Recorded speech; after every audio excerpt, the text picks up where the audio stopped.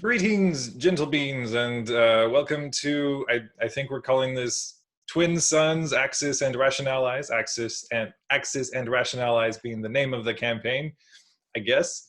That was kind of a pun I just made at first for a joke, but then it seemed to be fine, so we're doing that. We're playing a role-playing game here with the Saga Edition rules from Wizards of the Coast, this being the inaugural episode. Have the players, I guess, briefly introduce themselves and or their character, whatever they're comfortable with, starting with Fagras Lair, or Fagras? Fagras. Okay, wrong both times. Fagras Lear. That was brief. Okay. Mina? Mina, female Jedi who would rather be inside the temple reading the manuscripts than out peopling. Excellent. Makes sense. Zaylon. Yes, I'm going to be playing Zaylon Farr. He's a human male, early 30s, average build. He's currently a crew aboard a cargo vessel, doing basic mechanics and like. All right. Cassis. My name's Travis. I'm going to be playing a character named Cassis Drake. He is a Jedi Knight, human male, and this is going to be fun. Hope so. Fagras, did you want to add anything else about your character? Yeah. Female Bith and retired ship designer. All right. Various backstories and personal motivations will hopefully become clear as we get started. But first off, we begin, as Star Wars must, with the opening crawl, which gives you a quick breakdown of recent events and where we are now. So... And that's it. Before copyright claim. Centuries after the Galactic Wars, the Republic seeks to incentivize colonists to settle in the new frontiers of the galaxy. To Galactic North, however, the paths of these colonists is barred by the defenses of affluent worlds along the Perlemian Trade Route, or the Axis, as natives call it. As stubborn colonists accumulate in the Brentaal system, the intersection of the Perlemian and the Hydian Way, Supreme Chancellor Vedij orders Axis forces to stand down, but High Queen Systri refuses, intent on protecting Axis interests in the Borderlands and beyond. As tensions rise, a mysterious fleet of frigates descends on Brentaal, obliterating planetary defenses and escaping into hyperspace. In the ensuing chaos, a civilian ship and its passengers are destroyed. Now Vedij and Systri meet on the neutral world of Alderaan in hopes of resolving the conflict peacefully. Which is where we find all of our characters, mostly, meaning to be there. First off, is a Defender 3 class corvette descending through space, having just emerged from hyperspace, and making its approach towards Alderaan. As it lands on its docking berth in the capital city's spaceport, three figures emerge. There is a, well, first off, see if I can remember how to do the, yeah, looks like Alderaan now. And the first individual to disembark the ship is a Jedi Master, Amira Lucan, by the name of Soleus Silverblade. Behind her are two younger Jedi. If Cassis, you want to describe yourself? So Cassis is average build, average height, about 6 feet tall, brown hair, brown eyes, very nondescript. Mina? Mina's in her early 20s. She's about 5'4", long black hair tied up in a bun. just pretty nondescript as well.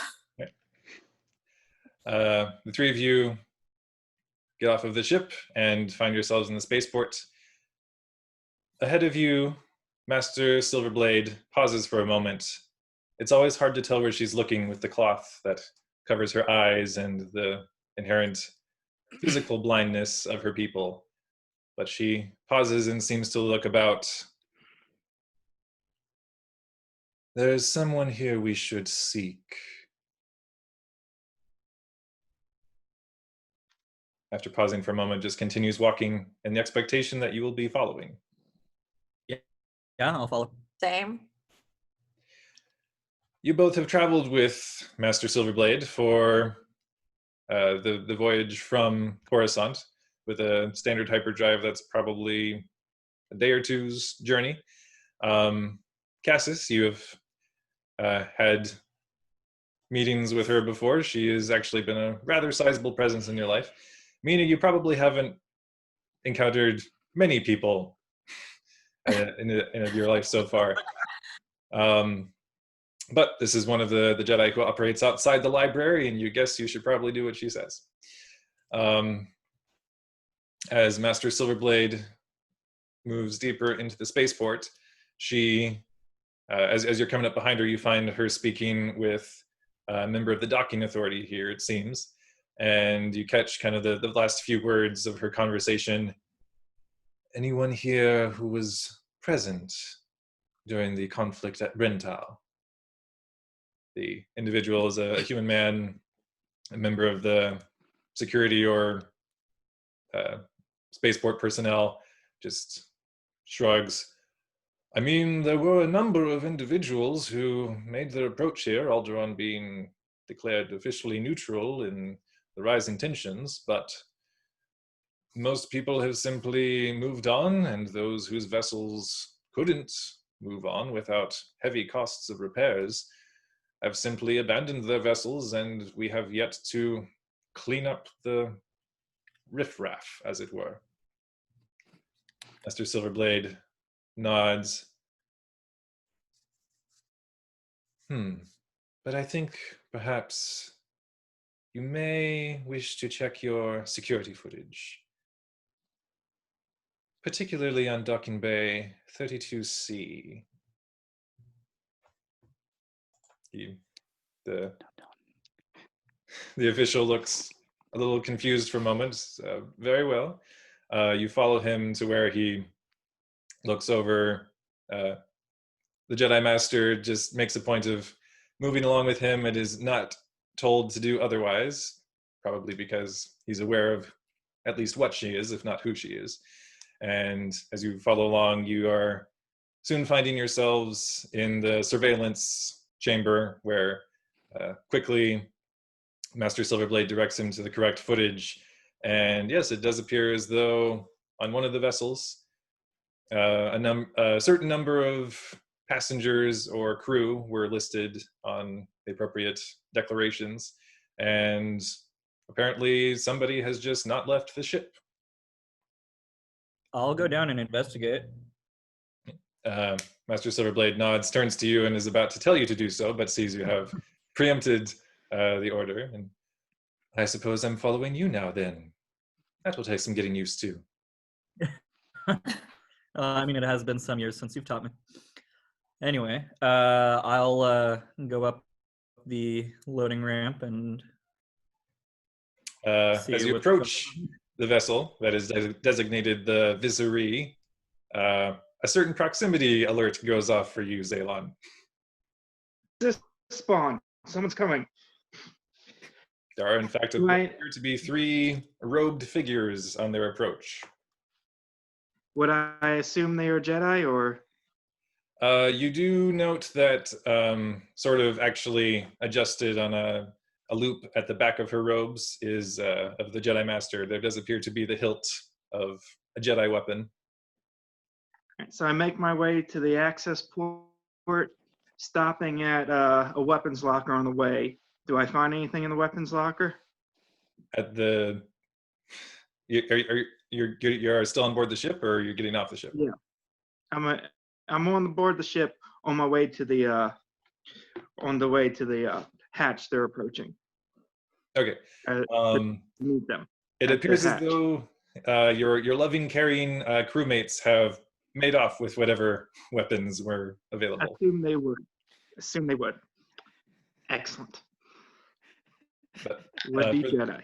for those of you approaching, you see a heavily damaged freighter. It looks as though it was probably in a recent space combat of some sort. You do know that a number of civilian vessels were caught up in the violence that hit the Brentaal system recently. But you are guessing by the stream of events that have led you here that your master, or the master, not neither of your master currently, is seeming to assess that this ship was present at Brentaal and there is something to be learned here. Anyway, I'll knock on the access hatch and say, "Is there anybody in there? Are you in need of any assistance?" This is the Vasari vessel. We are not in need of assistance. We are waiting on being scrapped for the owners to collect what they can from this vessel. So, would you like to step out so you don't get scrapped along with the ship? It is waiting scheduling. I will be leaving shortly. Very well. Master Silverblade looks to you, Cassis, and gives a slow nod and just steps forward. We would actually like to speak with you. And I open the hatch. Okay. Yes, That was Jedi, easy. All he did. And they see, if you want to describe yourself. I'm a early 30s male, average build, wearing a dark gray coveralls that say Vasari on them. I have a utility belt around my waist with a hydro spanner on it. Okay. He seems well equipped for a mechanic of some sort. Master Silverblade actually bows to you. I believe you may have been present at the recent skirmish that took place at Brentaal. We were delivering supplies to the refugees when we were in the wrong place at the wrong time, it appears. And did you perhaps see or hear anything that might prove enlightening? During the battle, there was an attempt to board us, kind of nondescript people wearing armor. I've been through the logs. They're fairly garbled. There's not much there. What style of armor were they wearing? Off-white. Just rather basic. I don't know. I'm a mechanic. I don't know much about armor. Fair enough. Do you still have these recordings? They're on the computers, but I mean, there's nothing there. It's heavily damaged.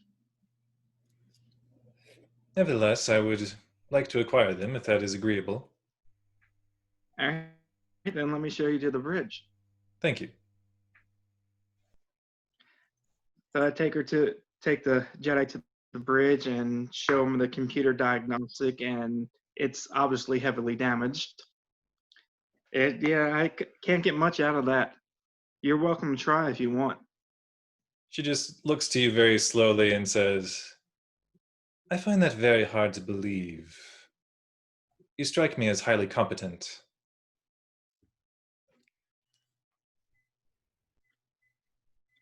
I open up the logs, and it's plainly garbage.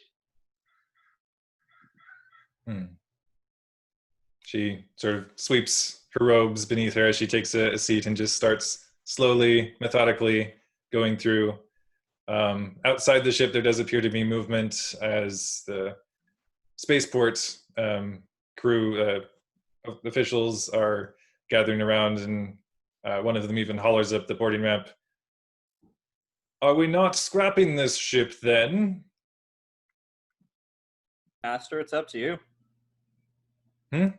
She looks up from Master. her work. Oh, not yet.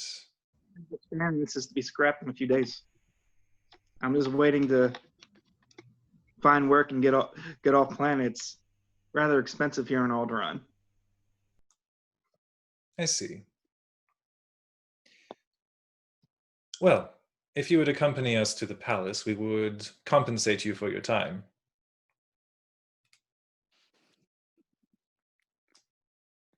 All right.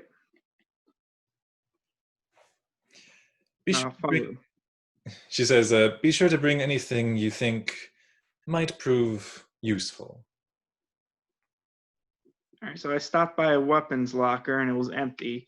I'm assuming the armory's the same way. I'll stop by the armory and see if there's anything there either. Stripped bare. Yeah. Figured. No, I basically only have what I have on me. It looks like everything else has been taken on the way out with the rest of the crew. Is there a cargo bay? There is a cargo Yeah. bay. Is it empty? Is it? I go and It is. We gave the supplies when we went to the refugees. It's Okay. There's nothing in there. So you had fully offloaded. Okay. Yes, the cargo bay appears to be empty, Cassis. Very well. Might as well make our way out of the ship. All right. Master Silverblade rises and actually does look over to you, Mina. How experienced are you at breaking codes? I've read a few manuscripts on it. Practical application, not so much. And perhaps it is time for some practical application. Okay. With your permission, she looks to you, Zaylon. I would like to copy over this information to my datapad. All right. There's nothing there, but okay. Perhaps. But she actually copies over the information and hands the datapad over to you, Mina. I take it and start looking through. Sometimes looking for a particular pebble in a great desert can be at least diverting. Yes, master. She exits the ship, seems to be trusting that still you all will be following. Obviously. Yeah, following. And makes her way out of the various docking bays out to the front, and there is no sort of vehicle waiting for you. She just secures taxi service that takes her to the palace and the rest of you. And Fagris, yes? Yes. All right. You are actually aboard Supreme Chancellor Vedij's vessel as it makes its approach to Alderaan. You are one of a handful of representatives that have been brought along in hopes of casting a wider net of greater common ground, and you have certain information that might prove illuminating. As the Chancellor's ship sets down at the spaceport, you receive a rather different welcome, as a contingent of Royal Guard are actually there to flank the boarding ramp as you exit behind the Chancellor.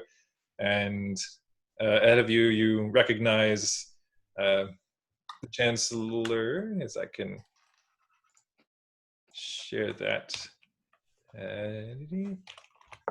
Not that one, not that one, not that one. Hold on. Oh, there he is. That's the one.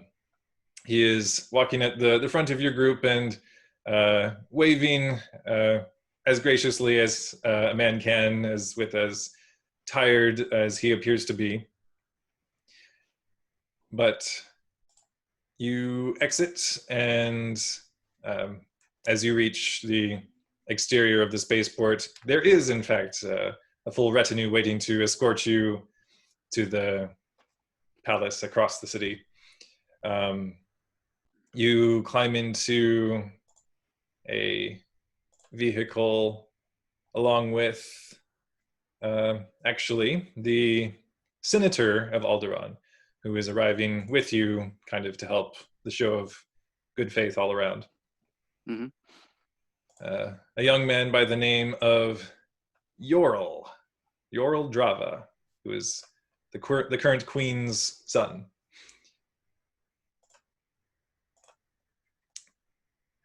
Can bring that up too. All right.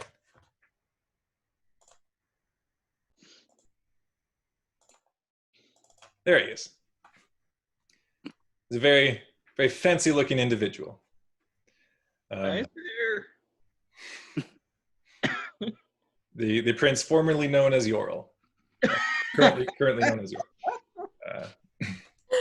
I see what you did there. Yeah. But as he is in the vehicle with you, Phagris, he sighs, looking out the window at the Alderaanian landscape. Well, it's certainly strange to be back. Have you ever been here? Let's see, have I? Once or twice, on business mainly. Not in a while, though.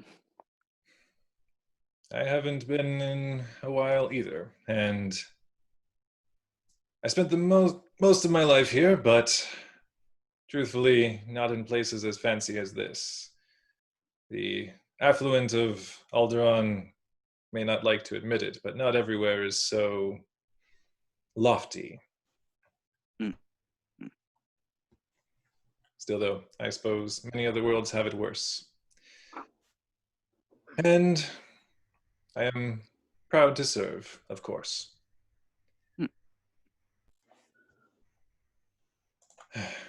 But we haven't had much of a chance to speak to each other. What are you doing here? I mean, no offense, of course, but you're not of any official capacity. No, though, due to a certain course of events, my former employer has found that there may be a breach of may have been a breach in some patent laws in the case of highly secretive government and republic technology that was being used to display at the recent skirmish on Brentaal. As I am now the only surviving designer that helped make those proprietary designs, I've been called in with evidence and to make the case on the fact that they are possibly illegally obtained by whoever it was is using them. A suitably bureaucratic reason for you to attend, I suppose. But I chuckle at that. again, I mean no disrespect, but I'm still growing accustomed to the ways of High Court. Not all of us were born into this sort of life.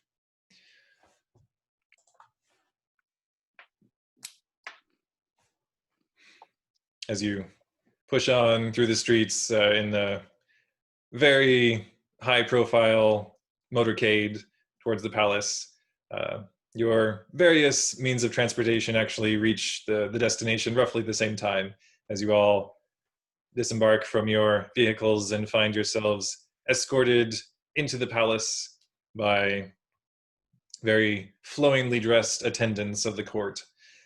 As you make your way inside, you see that there are some individuals already here. There is a very,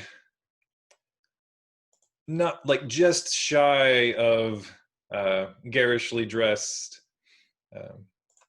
woman who looks something like this. Any of you would recognize her from any sort of hollow images or news feeds. That this is High Queen Systri, who has been delegated as the main figurehead, the face of the entire Perlemian axis. All of the worlds seem to have agreed that she, being the well-respected queen of Alsaken, is suitable to be the face of their cause. She appears to be conversing with various delegates who are there. You recognize a few different, by their uniforms, you recognize members of the Alderaanian parliament that appear to be making nice and chatting up, sharing, fizzy drinks. And you also note that standing quite close to her is a very regal-looking man. You probably would recognize him as well from news feeds, where possible, where his duties on Corellia do not pull him away. He is often at High Queen Systri's side for affectionate reasons, maybe, or perhaps political ones. It's hard to say. But the Prince Jonash of Corellia and High Queen Systri are, it is safe to say, somehow involved, and they are here together as well.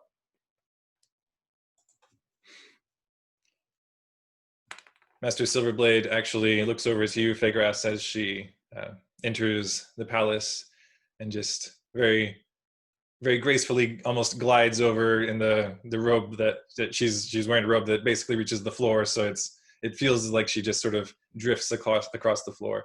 And as she nears you, Phaedras, she gives another respectful bow. I am not incredibly familiar with your work, but I understand you are well respected in your circles. Master Jedi, always a pleasure. Always a pleasure. Let's see. I expected. Do I know of her? You probably know of her, but probably don't know her directly. I guess I can say the same. Well, I am aware that, while the majority of my duties have had me off-world from Coruscant, some seem to feel that my recent appointment to the Council is, well, not entirely enchieved of merit, but I do suppose that there is a certain kinship here, as, well, I don't know the details, but I was sorry to see that you left your area of expertise in your chosen field at a strange time under strange circumstances. That too I am also sorry of, though I guess ultimately the Force decides where we go in our lives. And at that time, as I guess at that time, the Force was telling me that, as you would say, that my career was not right as it should be. A matter of principle? Potentially. Understood. Well, it is good to see you here, and I hope that we may all do our part to further the goal of peace. On that, we can agree. And I bow. Always a pleasure to meet a Jedi. Always a pleasure to meet someone of your reputation. As she sort of begins to guide the rest of you further in, you soon find yourselves kind of in the outer audience chambers before pushing in for the final meeting before the Queen of Alderaan, who is supposed to be mediating these events and hopefully not showing any sort of favoritism to either side, as Alderaan is officially, at least, a neutral world in all of this. But the various delegates are assembled. Is there any of you wish to speak to, or any other things you would like to investigate? What does the layout look like? I mean, is everyone intermingled, or is like there's a set Alderaan contingent, a set Coruscant contingent, a set refugee contingent? What are we talking about? The representatives from Coruscant, the Supreme Chancellor, and anyone who has traveled with him, except for Phagras, if you decide, seem to be largely clustered among themselves. There is some attempt at intermingling, but yeah, High Queen Systri and any of her associates are being a little standoffish. Everyone is freely interacting with the Alderaanian representatives, but between the Axis and Coruscant, there doesn't appear to be a great deal of conversing. Phagras is going to stay very close to whatever security force the Republic has brought with them. The Chancellor does, in fact, have a full retinue of armed individuals watching his back, as does the High Queen. But you do note that all of them have sort of been stripped down to very basic, acceptable, holdout blaster sort of weaponry. Nobody is armed to the teeth. This is supposed to be a peaceful summit. Right. Obviously. You know how I mean, who would bring a holdout blaster into a situation like this?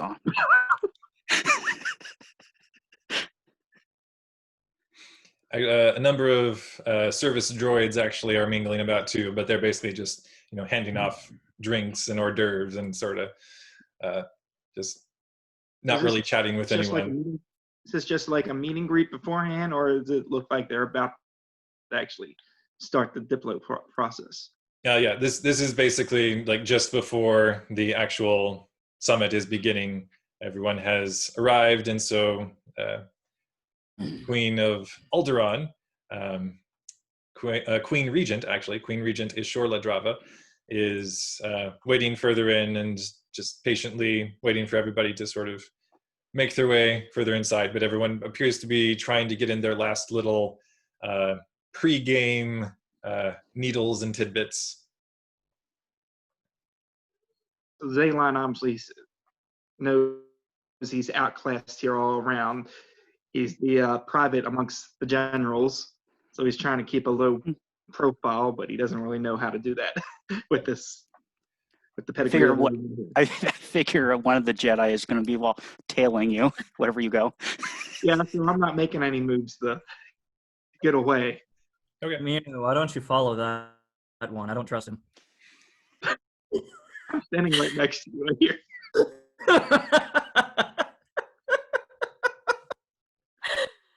Mina's just like looking at the data pad and then like seeing all these people, and then just like, if I look at the data pad hard enough, no one will see me. I'm not doing anything on that data pad. That's just physics.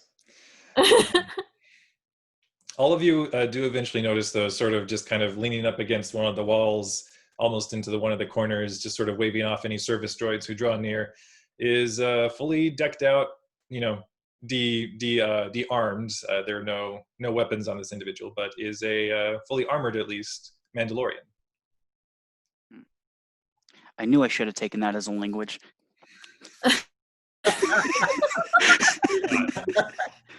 You have 1,000 of them. I know. It's like, oh, it's been like over 1,000 years since the war. They're not going to be relevant. Well. But does anyone wish to converse with anybody before things progress? I'm okay. Yeah. Yeah. Unless if I get to flirt with the queen or something. Zaylon is in way over his head. He's being quiet. I mean, which queen? There's High Queen Systri of the Axis, but then there's... Forget it. I'm making a dumb joke. I don't know. You got your motives and goals. I don't know. I'm going to make my way over to Senator Yorl and kind of incline over to the Mandalorian and say, I wasn't expecting their ilk among this meeting. Oh, well, from what I understand, he's not officially here. It's more of a, well, what I understand, he arrived a day or so ago. My mother gave us a bit of forewarning on that, and he appears simply to be here to observe, and apparently just to assure that they are not at fault. I see. Understandable. I mean, it's not unheard of for people to assume that a mysterious fleet attacking in the galaxy might be tied to the Mandalorians. It does fit. Though, I don't want to jump to any conclusions myself. It is probably wise. But I have found often as a senator, the conclusions to which I readily jump and have to talk myself down from, I arrive at again shortly thereafter. This time with evidence.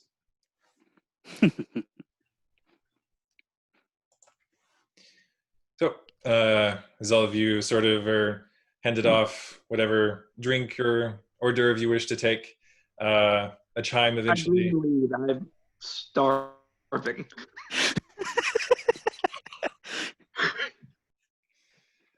You just Endurance check to see if you can hold down all that food. every time the service droids make a circuit, you just like, oh yeah. But there does sound the chimes to spur everyone on into the inner audience chamber at this point. And all of you see seated at sort of a semicircular table that's set out, that seems to be set up so that somebody can, stand before everyone and address either side of the assembly. Queen Ishorla of Alderaan sits in the middle to help mediate the proceedings. Older human woman appears to be, and yeah, she stands and spreads her arms and welcomes everybody into the chamber and indicates the seats where Chancellor Vedij and Queen Systri should take their seats, and their associated representatives sort of fan out against either side. With Queen Ishorla, there are the various members of Alderaanian Parliament, and of course, with the Chancellor are the Jedi who have been sent to help, hopefully, mediate, as well as Fegras, you are on that end of the chamber. As you all assume your seats, Queen Ishorla looks to either side. I would like to begin by informing all of you that while my place in this conflict is neutral, I will not hesitate to condemn any actions that I feel are unkind, unmerciful, or ill-informed. We will all of us be striving toward a common goal, and if we are unable to attain it, we will stay here until we do. Or you may leave my planet and go back and sort things out amongst yourselves. This is a little bit of a hardline approach for an Alderaanian queen. It's a little, even slightly shaking to either side. There are a few scattered murmurs like, oh. But the Supreme Chancellor and High Queen do stand and acknowledge Queen Ishorla's declaration and bow to each other in respect. Chancellor Vedij actually defers opening statements to High Queen Systri, who assumes the point out in front of the larger semicircular table and sort of turns as she addresses everybody who's gathered. As you all know, there has been the recent unfortunate violent outbreak at Brentaal. This was not sanctioned by us. We were attacked. We responded. We defended ourselves. In the ensuing chaos, those opportunistic among the colonists who have been held as they are awaiting clearance to pass on into the Borderlands, many of them attempted to push through the system illegally. As we attempted to detain them, there was unfortunately a casualty, a vessel known as the Rationale, a Bothan vessel, and everyone on board unfortunately perished. I mourn with all of you. I mourn with the rest of the galaxy. It was a terrible thing to have happen. But for the Republic, for you, Chancellor, to attempt to weaponize this awful occurrence, to attempt to get us to stand down, to bully us into submission, we will not be bullied.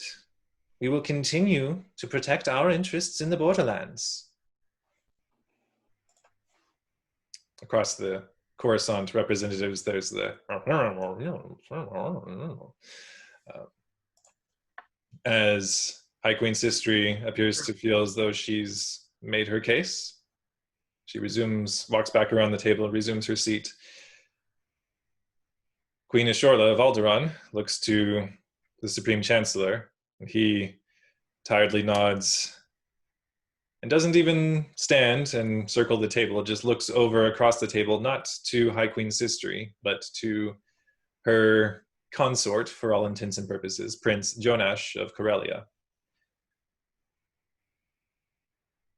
My young prince, perhaps you could use your presence here to help us find some common ground before I say anything that might come across as, well, too militant. Prince Jonash seems slightly uncomfortable for a moment. I'm afraid, Your Highness, I'm strictly here in an unofficial capacity. I'm here to support my, well, the High Queen. The Chancellor sighs. Then, unofficially, my young prince, would you have anything that might help to bring us around to each other's way of thinking?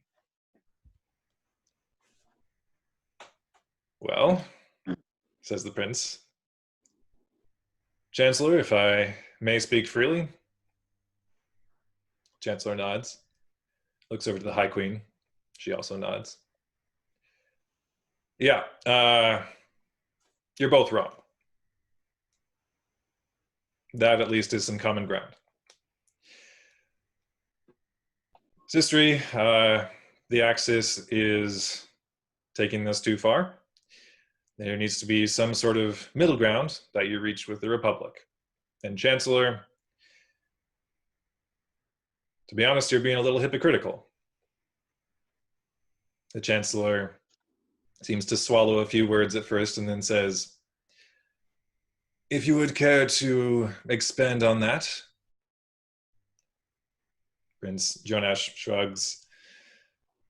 Well, how long has it been now since Empress Tita decided they were going to close off the route from Coruscant to the core? And how exactly have you responded? Besides telling them to stop, there's been no reprimand, official discipline. They're free to close off the last small gap any colonists might have to pursue their future in the Borderlands. One might think you almost agree with the Axis's decision to perhaps leave the Borderlands and the entirety of the Galactic North to those who can grease the right palms. But I would like to do something while they're conversing. okay, So I'd like to make a use the force check to sense force. So I can automatically sense disturbances in the force. A location that is strong in the dark side of the force can be sensed out to a range of 1 kilometer. A relative, companion, or close friend in mortal danger, yada yada. Let's see. I am looking more for the ability to actively sense other force users out to a range of 100 kilometers okay. to see if there's any close by. All right, go for it. Use the force.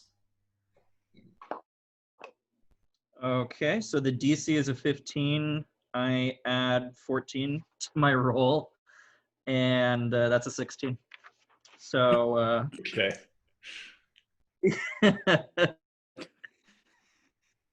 yeah, so I can know how many force users are within range, their approximate distance and direction from myself, and whether I've met them before or not. Okay. So specifically force users? Yeah. Okay. You sense Mina, you sense Master Silverblade, and that appears to be it.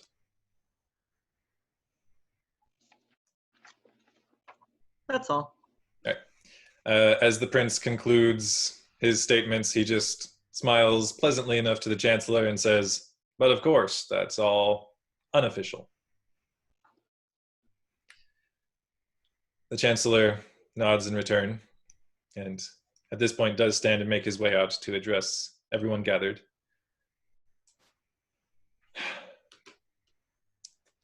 Queen Ishola, first of all, thank you for hosting these proceedings. High Queen Systri, I sincerely hope for the good of the galaxy and all of its peoples that we can reach some sort of understanding.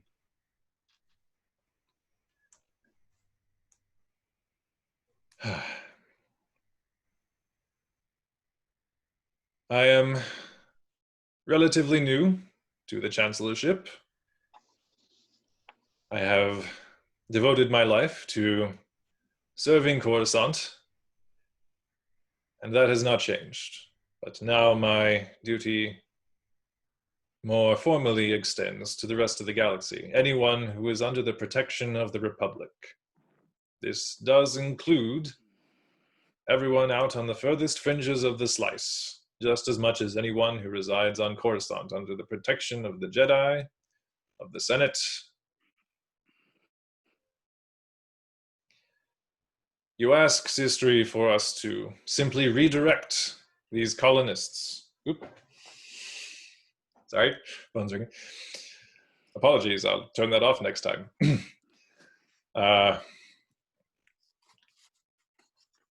You ask us to simply redirect these colonists towards Galactic South. But that is not where they wish to go. And as citizens of the Republic, they are free to act on our incentives that we wish to encourage people to settle further, spread the reach of the Republic, perhaps even as far as the unknown regions one day. Further west, perhaps the entire galaxy could share the goal of peace. When you simply tell us that a portion of the galaxy that as yet belongs to no one can only at all ever in the future belong to you and those like you, it diminishes us all. And quite frankly, it is the sort of backwards thinking that has caused previous divisions and conflicts between Coruscant and Alsaken and those who stand with you. I would not see these repeated. The galaxy still has much recovering to do from so many divisions and conflicts.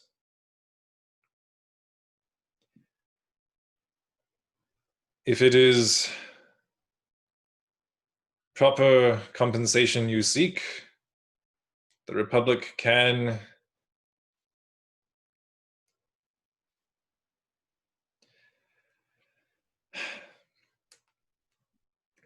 is willing to speak for these colonists and to help them, possibly, as far as they are able, to settle these new worlds in ways that fall under agreed upon parameters that will not see these worlds becoming further Coruscants, as you seem to so despise.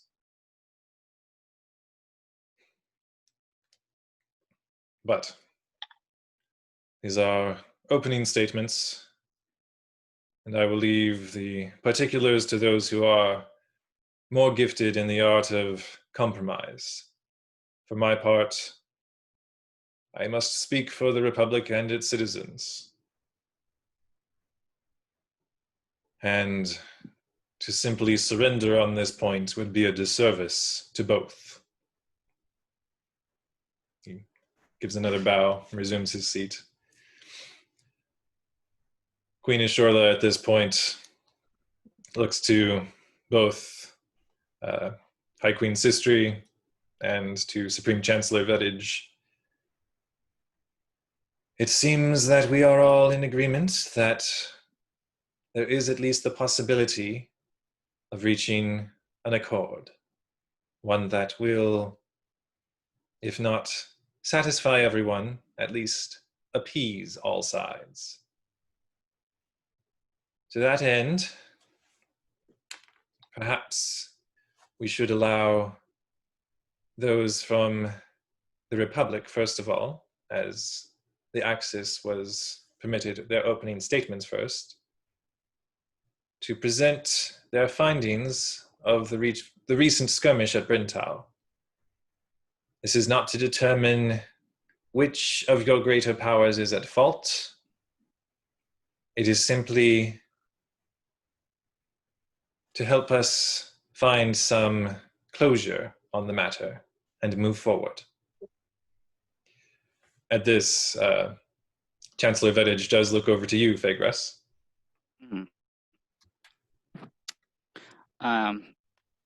Get up a little flustered. I wasn't expecting to come up this early in the proceedings. Yes, so I'm Fegres Lear, former ship designer for Republic Fleet Systems, and now retired, of course. And myself and my former employers have come to a startling discovery, that being that several of the ships involved at the recent Brentaal skirmishes, mainly those of unknown origin, bear a remarkable resemblance to some frigates that I and the now late Nelvis Treen co-designed nearly 30 years ago.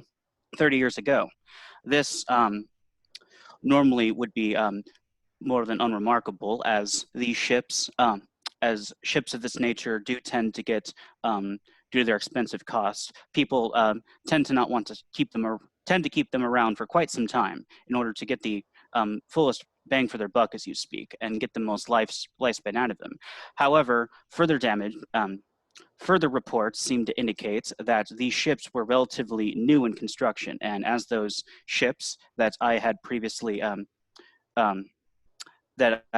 designed had specific designations and proprietary technologies for their original purpose, those of which are still under protection of patents, and those special technologies also being abundantly clear through evidence. And at this point I put in the I have a what's it called?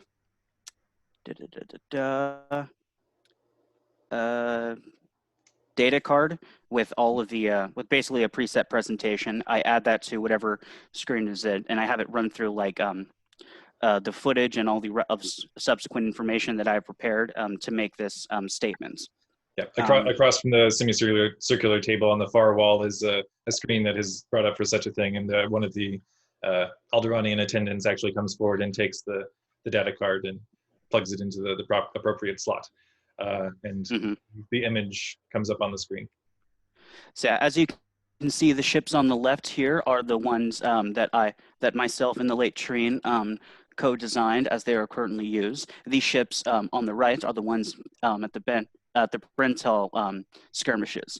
Notice the peculiar shape of the front nose. This was part of a proprietary thing that we had designed in order to have these ships be able to better skirt through asteroid fields. These ships on the right here, notice the same exact frontal cones. I can't get into too much detail as to the exact nature of the technologies, as many of them are A, under patent, and B, I have under patent for longer than, quite frankly, I'll even be alive, and B, I've, through numerous NDAs that I've signed through my time with Republic Fleet Systems. But it does appear that these ships and all these technologies are the same. And again, if you look at these debris here, and I brought up the debris of one of the ships, the composition of it incorporates new ores that have only been recently discovered within the last 3 years, meaning these ships could not have been built any sooner than 3 years ago. Thus, my only conclusion can be, and sorry, before I get to that, and as you can see here, and I have several records and manifests for Republic Fleet Systems, there has not been any sort of ordering of these ships from Republic Fleet Systems, and none of our producers have produced any such ships in the last, since around 27 years ago. Thus, my only conclusion can be that these ships were purchased and or manufactured illegally, whichever. The only way they could have gotten that information was through Public Fleet Systems, as again, all that is proprietary. Who got them and how they got them, as of yet, I unfortunately can't say. Though, I think the evidence that I have currently is enough to show that there is some foul play going on at some point within regards to these warships that mysteriously appeared at the skirmish.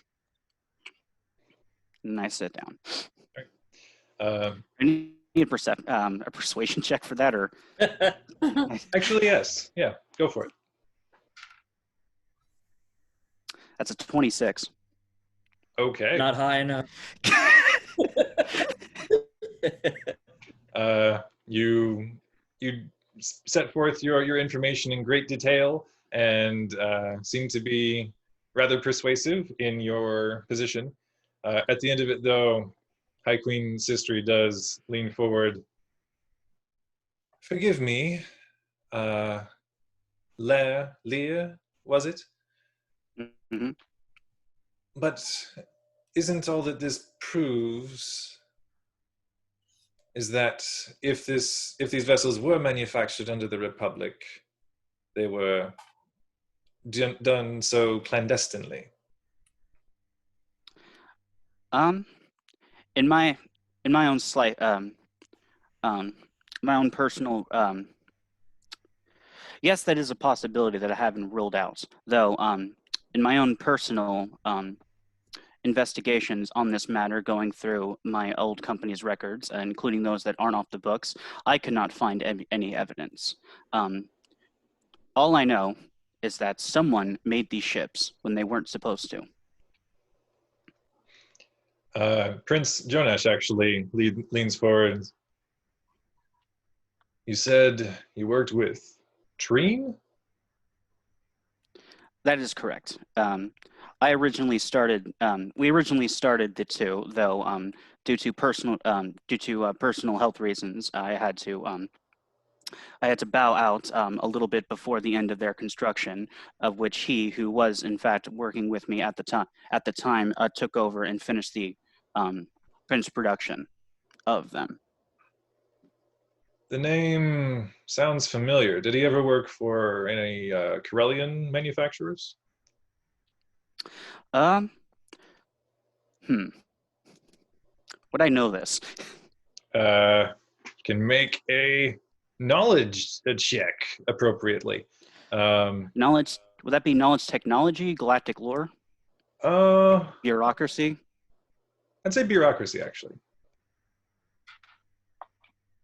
That's an 18. Okay. To your knowledge, Treen never officially, never directly worked, at least, for any Corellian manufacturers. Yeah, not directly. Train retired around a decade after I did, and had a fairly peaceful retirement until his untimely demise a couple of years ago. Jonash nods. That's it. That's why there was some story about that. Yeah. Yes, quite. Am I just talking to him just one-on-one, or are we making this You're talking across the room at this point. Oh, okay. Yes, dreadful tragedy. His speeder's repulsor systems malfunctions while in the skylanes of Coruscant and just fell. Yeah. I remember that striking me as odd. Systri It was a little odd. Yeah. Systri just turns over to him. How is this relevant, my love? Oh, well, I suppose it's not, but unofficial.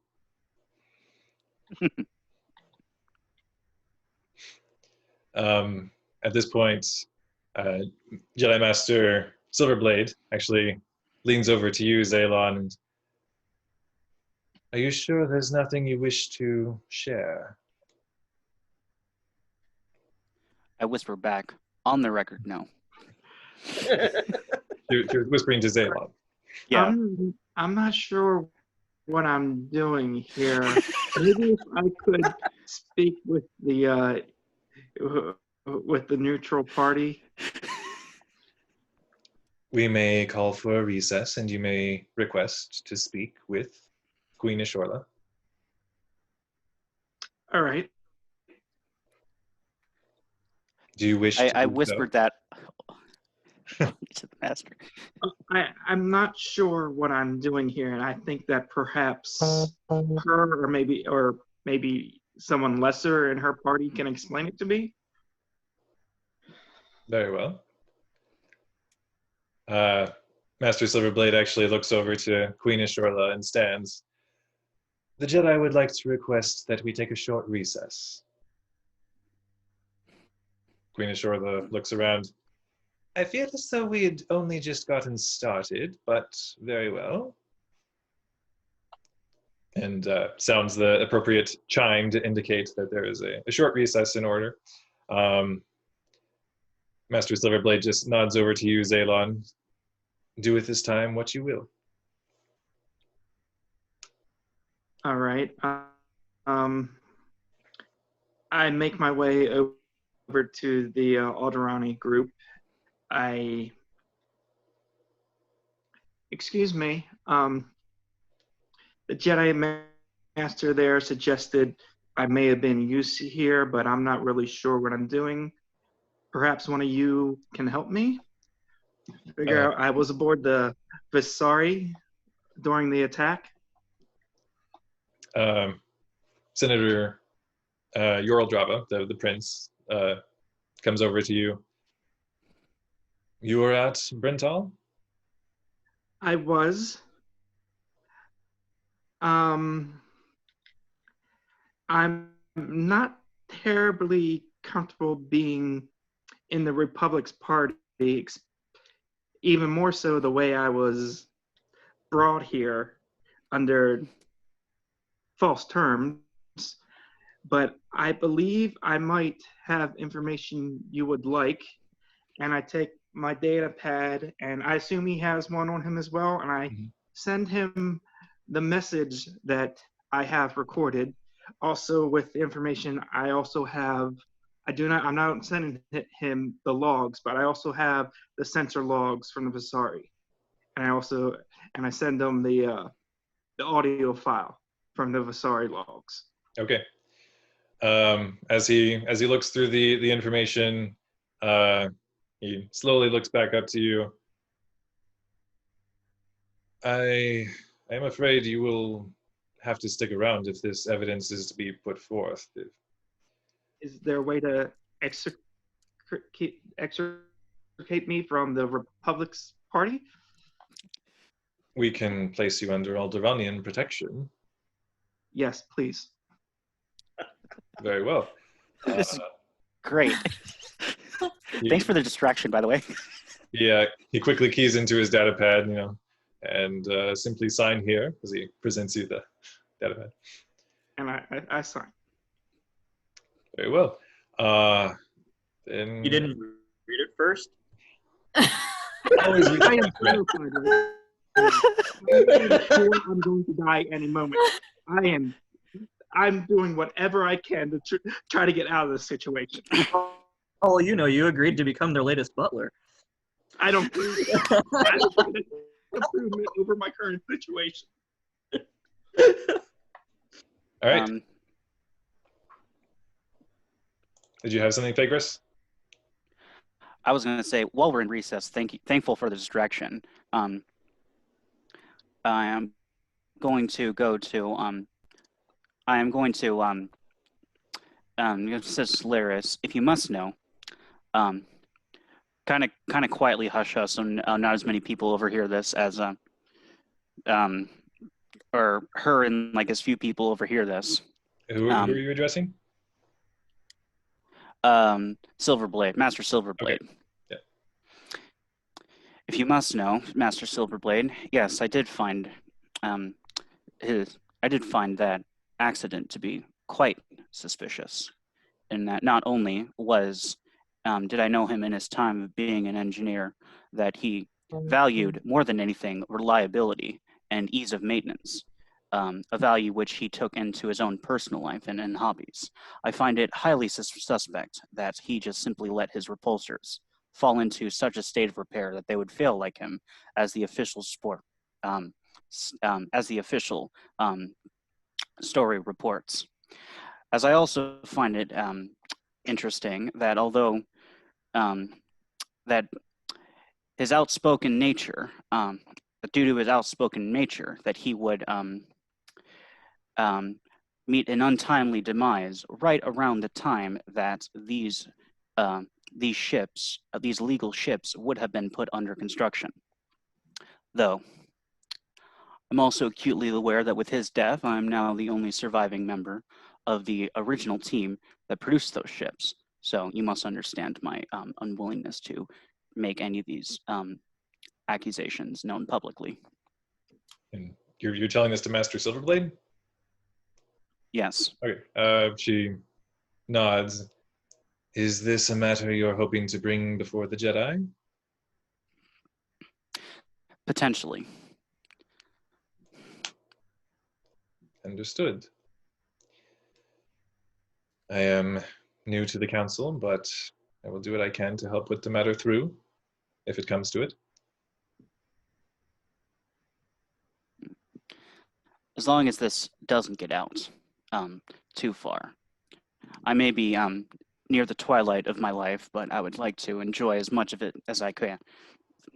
Of course. Zaylon, you were actually, space is made for you at the center of the table with the Alderaanian delegation. All right. Master Silverblade does look over in that direction, just tilt her head. Curious. So As, Nina's still going through that data pad. yeah. What would I roll to see if I can figure out anything There's on not. You didn't get anything. It's garbage. Well, It's not the. well. I mean, you can study the technical manifest on the data card that's in the center room, if you want. Well, we'll just see what happens. Make a use computer roll. Okay. Oh, let's. Well, that's not really going to help. That's 9 plus 2, so 11. Yeah. Want me to do a counter use computer roll? No, there was a difficulty set just based on someone who's really good with computers and rolls really well might be able to assess what is notable by its absence, but for the case of the files being what they are and pretty much everything just being scrubbed, that 11 is basically just going to tell you it's been scrubbed. There's just it's a garbled mess. Good to know.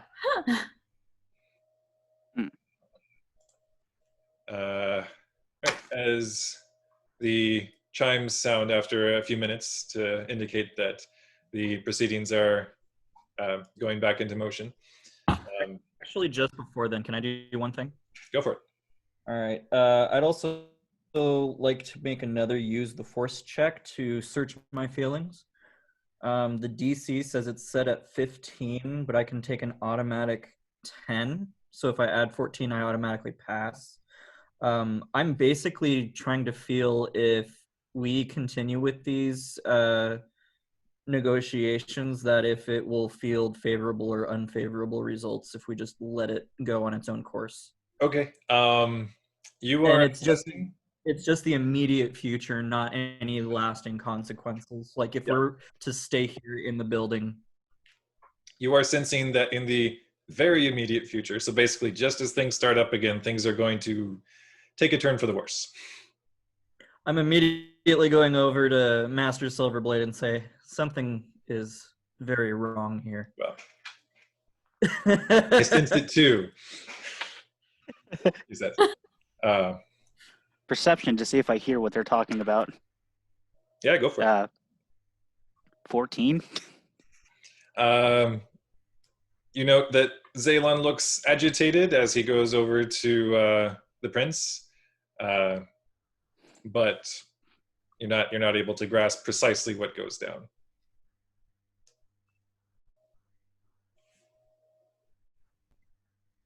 I'm just going to keep my hand on my lightsaber while it's on my belt. That won't make anybody nervous. Oh, no, just casually, like just, hands on the waist sort of thing, but, conspicuously right above the hilt. Can I see he has his hand on his lightsaber? That's a perception. Check.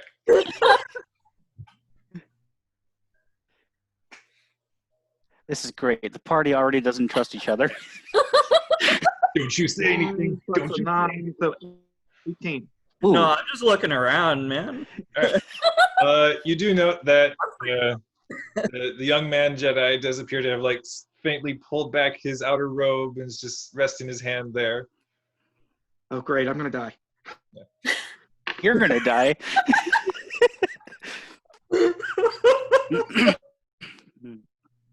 Yeah, I mean, you're not the one that leaked their own shipbuilding plans to some criminal organization just to start a war. Right, Fagris? Yeah. You expect I didn't plan on that. Oh, well. You presume too much. Like I said, all the proprietary and illegal stuff wasn't on those documents. Anyway. The chimes do sound and everybody resumes their seats. I will not sit down. I'll actually be standing in the corner. Okay. Great.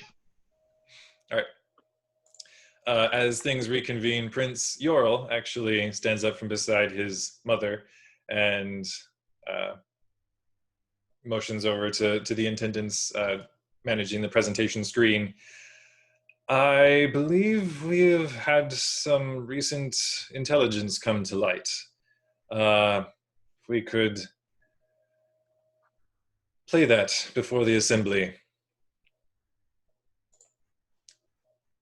Just got to bring it up really quick here. All right, because I wasn't sure how to do it. Bill, do you have it? Do you want to play it? I don't know how to do it on Zoom. Do you know how to do it on Zoom? I was just going to play it and hope the microphone picks it up. Oh, okay. Well, I have no clue. Well, actually, hold on. If I bring it up on my phone, maybe that'll... I have Discord up on my PC. Hold on. Let me unmute my PC and see if I can play it there. Ah, here it is.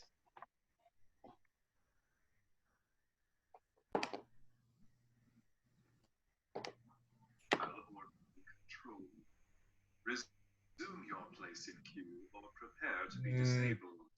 It's not Can really, you hear that? it's not really coming through. What? It's not coming Can you through. hear it? Barely. All right. I don't know how to get it to do Zoom then. Let me see if I can bring it up on my phone and play it through that. If you share your screen, does it also share the audio? Well, it's on the computer. How do I just? I don't know. After I signed the document, I also sent him the sensor logs with not just the recording. So he has the sensor logs. So he's got everything I have now. Okay. And you think I'm the bad guy? I mean, you are a Bith Lord. You knew this was going to come up. Dr. Miss Halberd, this is Brentaal orbital control. Resume your place in queue or prepare to be disabled. Is that working? This is Jedi Master Ormamuri of the High Council. I'm here with the authority of the Chancellor. Failure to permit me landing access will be considered an act of aggression and responded to in kind. Damn, I closed it. Oh no. Okay. That went away. Okay.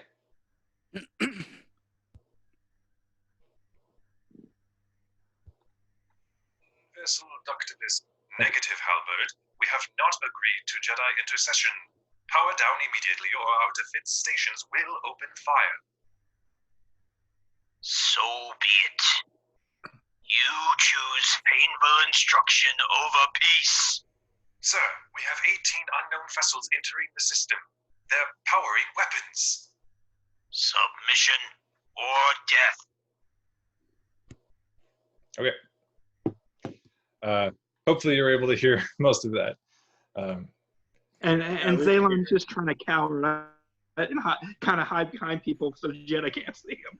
Yep.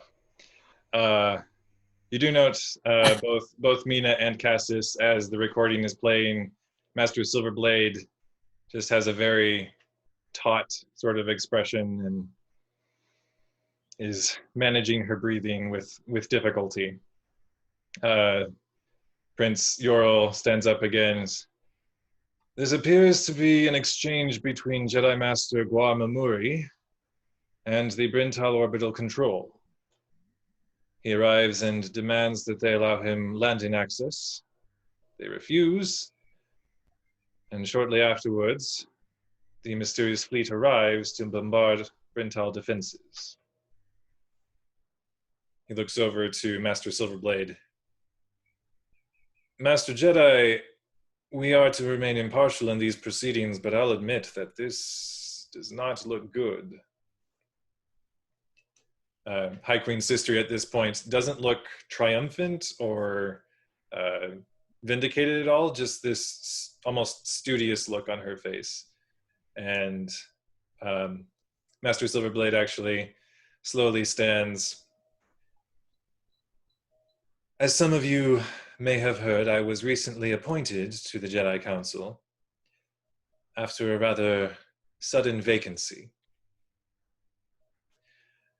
Master Gwa Mamuri has been relieved of his position among the Jedi, and pending further investigation, the Republic may be informed to issue a warrant for his arrest.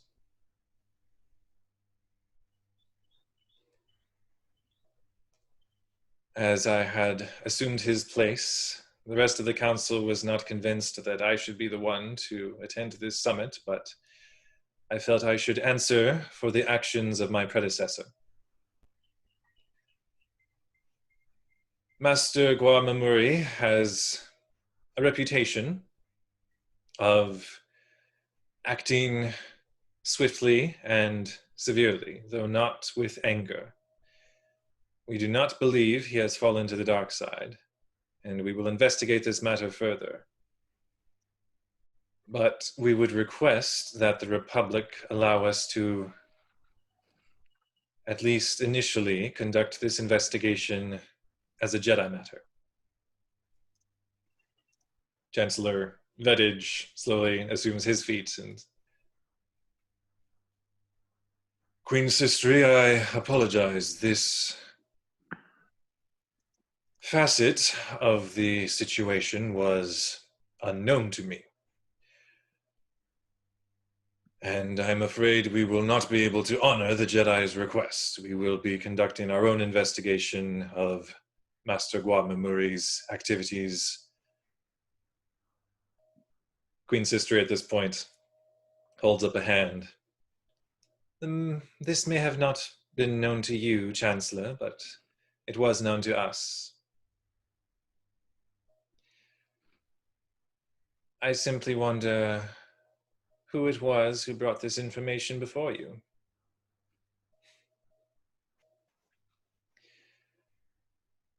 We have analyzed the recording and the situation surrounding it. A Defender 3 class Jedi vessel did enter the Brentaal system, and it does appear as though Jedi Master Guamamuri was aboard. And immediately after his implied threat was when the fleet emerged and attacked Brentaal defenses. However, does it not seem perhaps too convenient?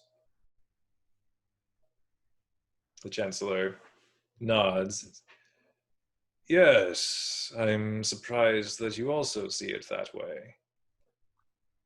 I'm glad to find that you are not leaping at the opportunity to escalate matters between us. Queen Systri at this point does stand and make her way around to address the chamber. We of the Perlemian mean what we have said.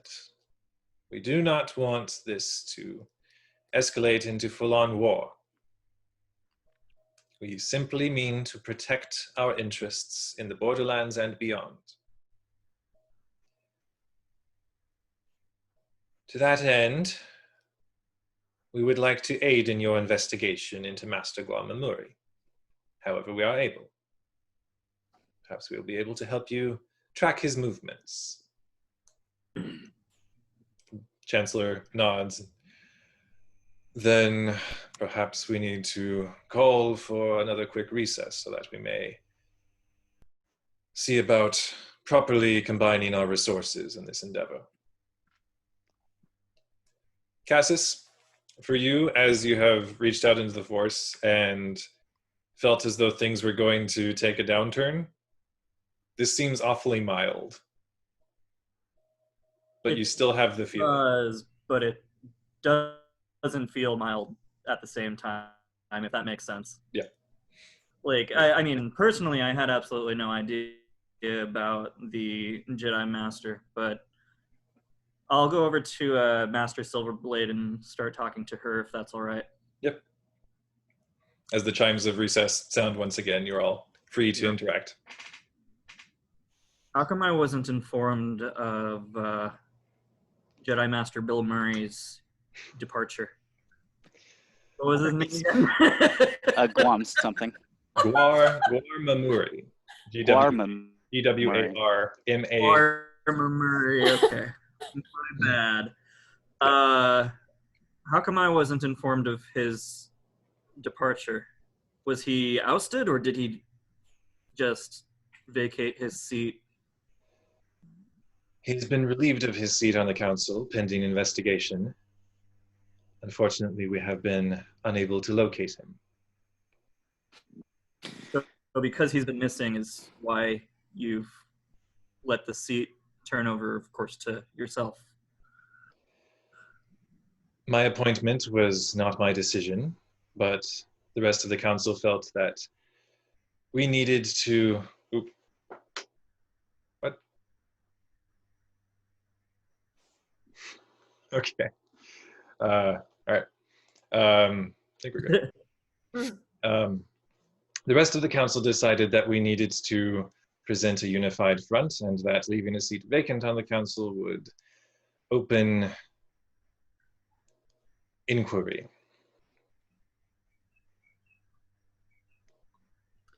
I see. Still, it seems odd that you didn't tell me along the way that this might be a possibility.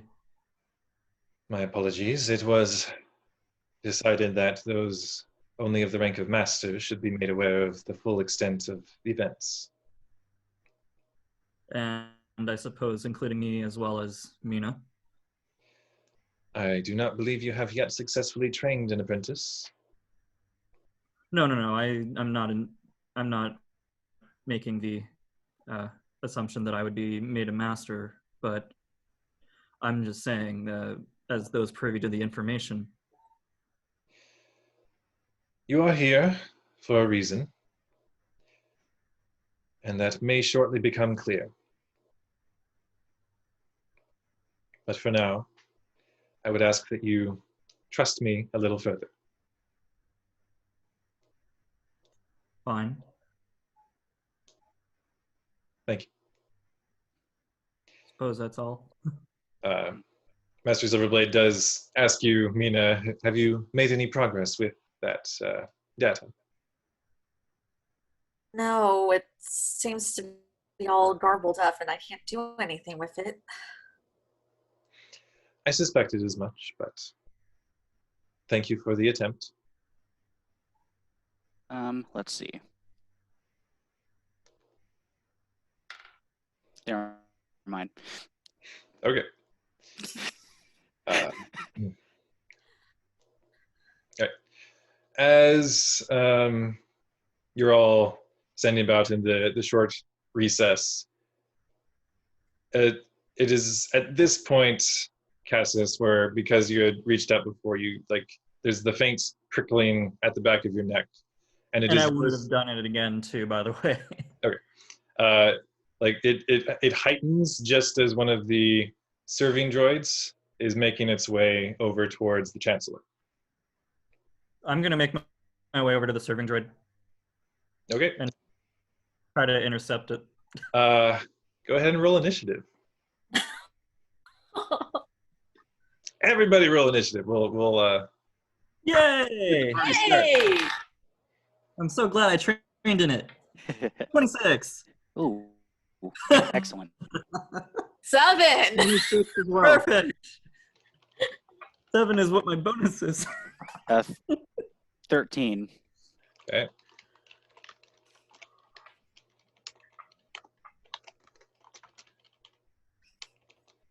Okay. Zaylon, what was yours? 26. Ooh, wow. Got a couple of 26ers.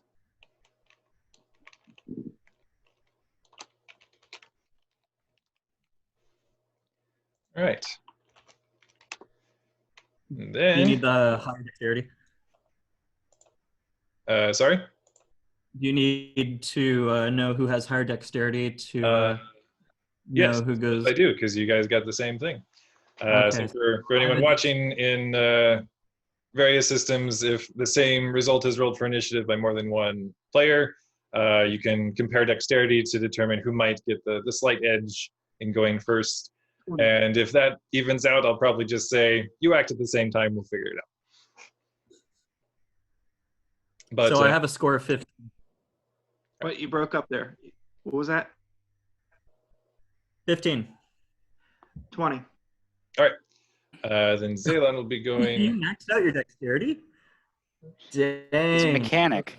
Well, he's a mechanic. I thought he would be really high on intelligence. I got an 18 on intelligence. Oh, well, okay. It's very dexterous, but also smart. All right.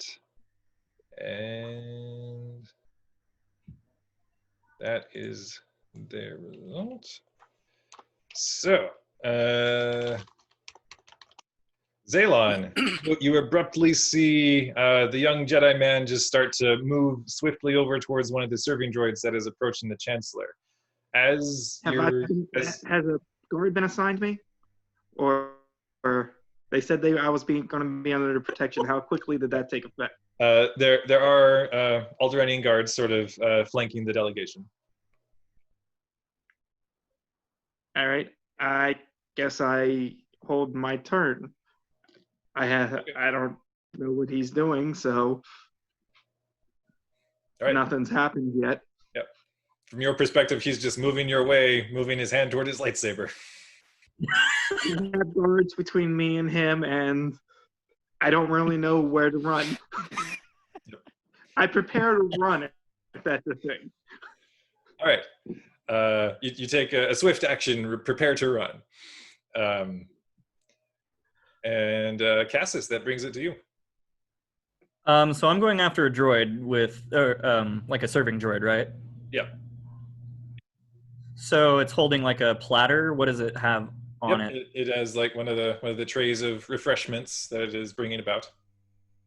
Am I able to reach it before the end of my turn? Yeah, taking your use a full move action. Yeah, taking your move action, you can reach the droid. Okay. I'll say to the droid then, stop right there. There's something very wrong here. As you move up and approach the droid and address it, it abruptly stops and turns about, says, "Honored guest," and a vibro knife shoots out of its forearm and it attempts to stab you. Oh my gosh. Okay. Although, So if you moved and spoke, so if you wish to use your action as it draws blade. Well, if it's drawing a blade, I activate my lightsaber and swing at it. What's the color? It's a green lightsaber right. for anybody that's wondering. And that is going to be a swing and a miss. Ooh.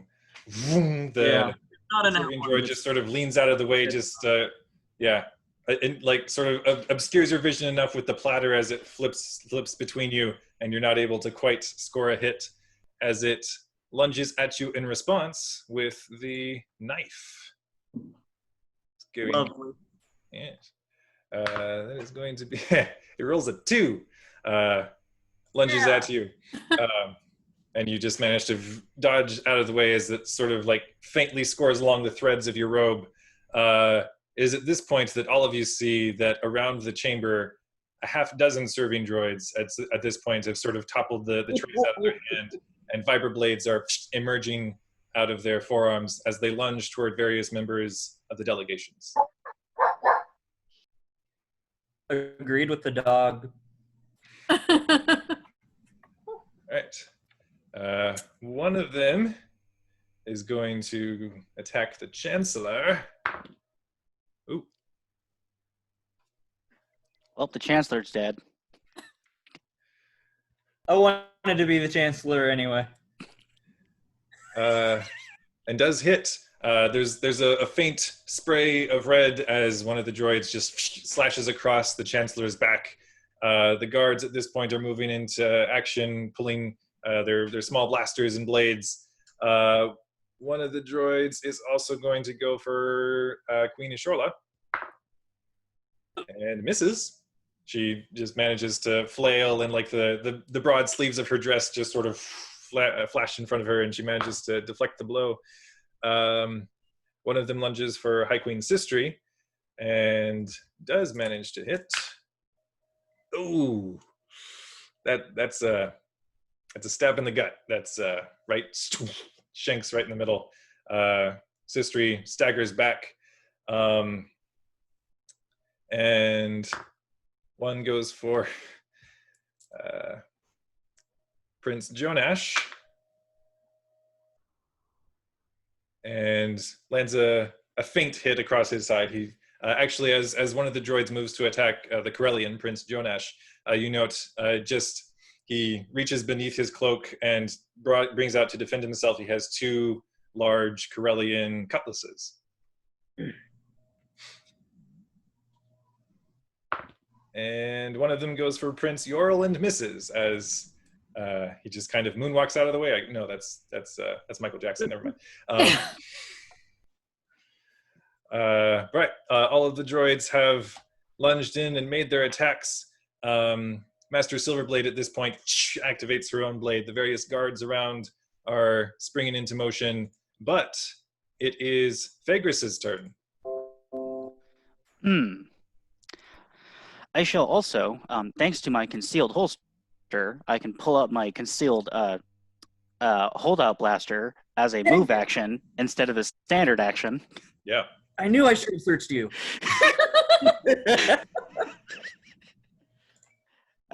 Thank you for not having me to rule stealth, because that also negates the. So having a holdout, a concealed holster gives you a -5 to like stealth checks to conceal a weapon, but the holdout blaster gives you a +5. So having it basically negates the purpose of having. But anyway, I'm going to take a shot, and then for those watching, something that I like to do for games when I'm using ranged weapons, especially with ammunition, is I'll take a die that is different from the die that I normally roll, that is correspondent to how much ammo it has. So in this case, a holdout blaster has 6 shots before it has to recharge a powder pack, so I have a D6. And I just have it facing up to how many shots I have left, and then I mark it down as I go. So this will be the first shot. I rolled a 17 at the closest droid to me. All right. In delegation, that would probably be the one going for the Chancellor. So does a 17 hit it? That does. Cool. 3d4 damage. Nice. This is going to do absolutely nothing. Actually, that's 8. So It's better than a 2d6. 8 damage? yeah. All right. You crack off the shot, and the top of the droid's head just shatters into sparks and wiring as it drops. At this point, Master Silverblade leaps across the table, just, Jedi soaring across the room to High Queen Systri, actually, since she took the most damage and is kind of bleeding out after a solid hit, and attempts to... Master Silverblade rolled a natural 1. So, yeah, she sort of stumbles off the edge of the table as she swoops in and, just barely, swipes past the droid, and the serving droid actually staggers back and topples the platter at her feet. That is a surprising turn of events for an honored guest. What happens when you get old, Master? She's not that old. Anyway. All right. The various security guards are going to open fire.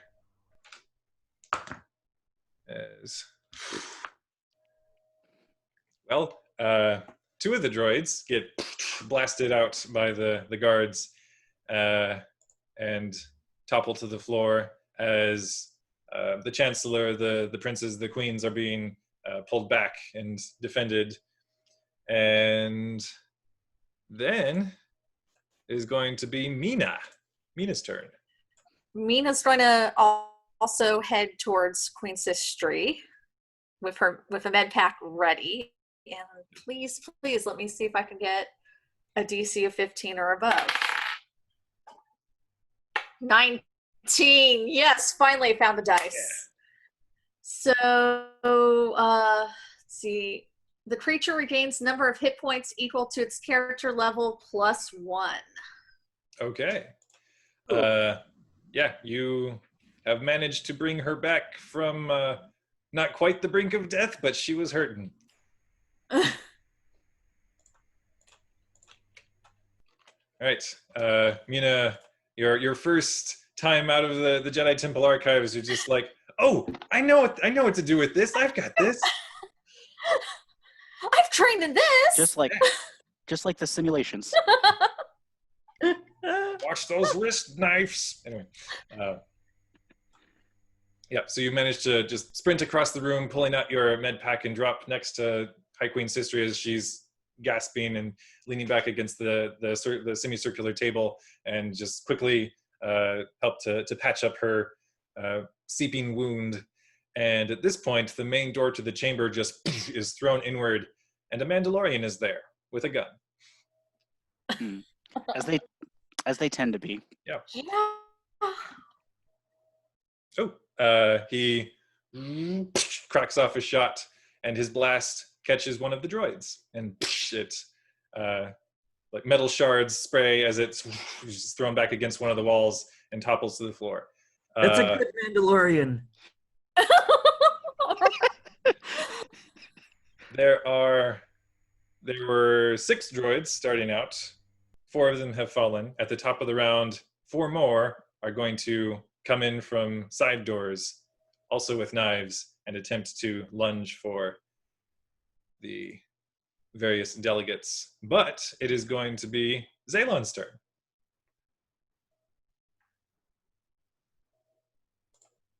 Yeah. I'm assuming Zaylon would recognize whether or not these droids are independent, or are they using central processing unit for commands? We'll have you roll for that.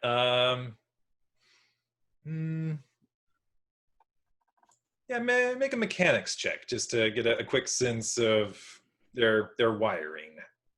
The mechanics. Dropped it.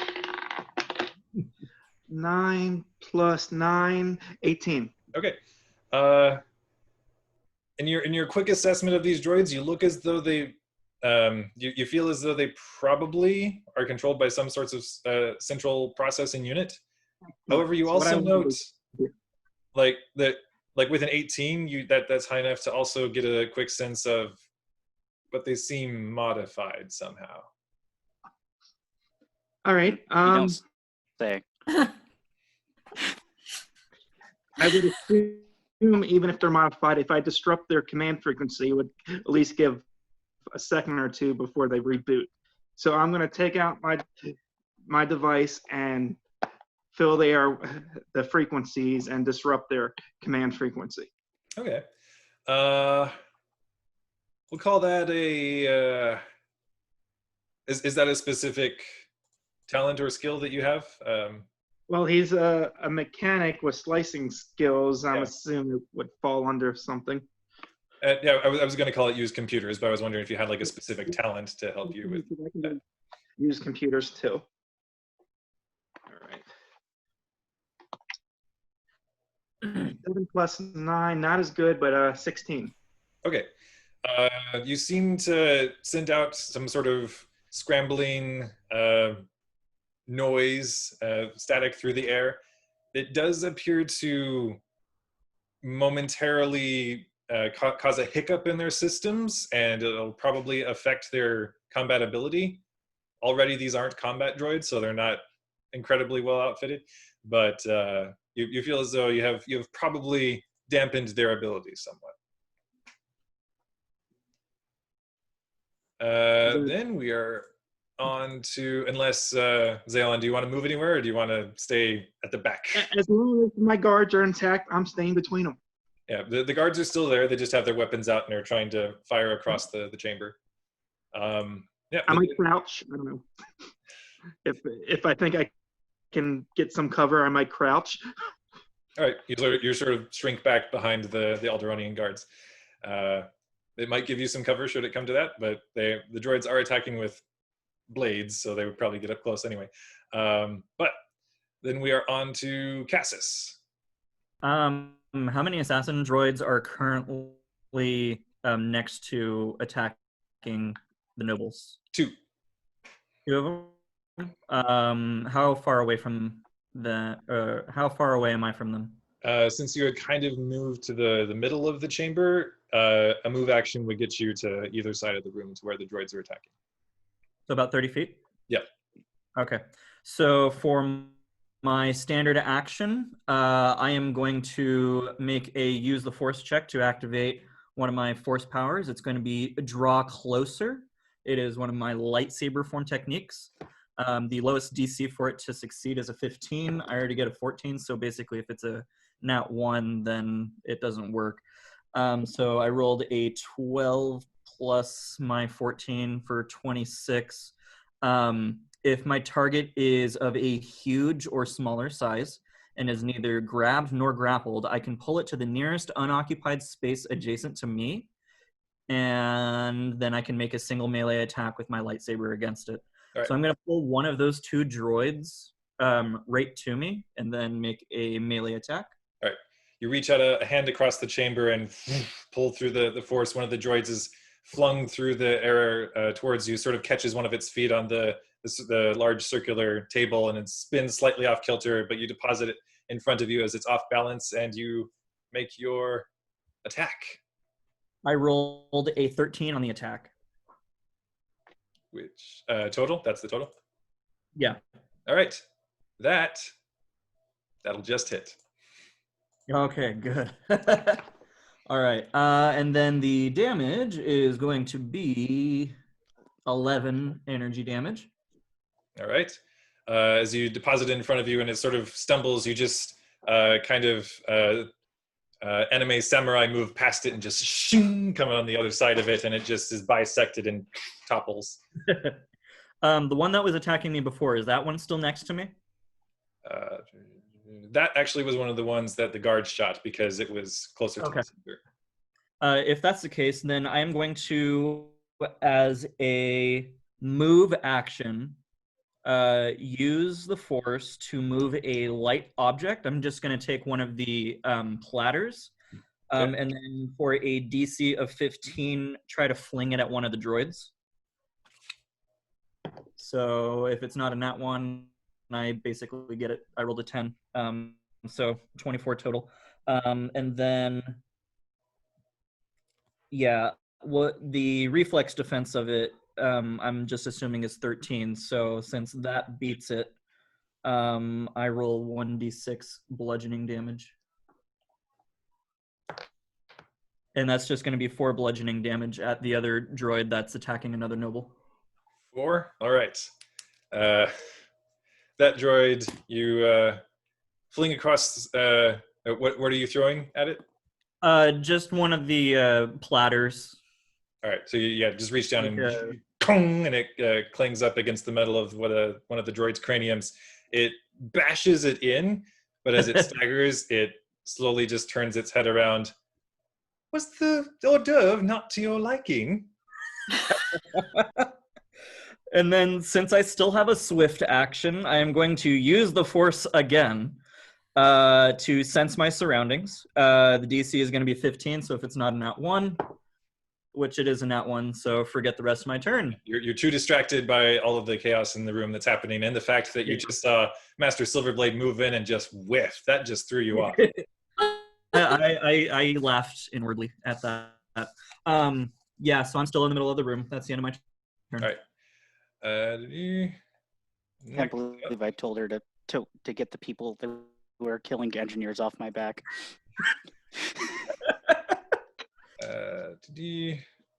One of the droids is going to fire at Silverblade, and yeah,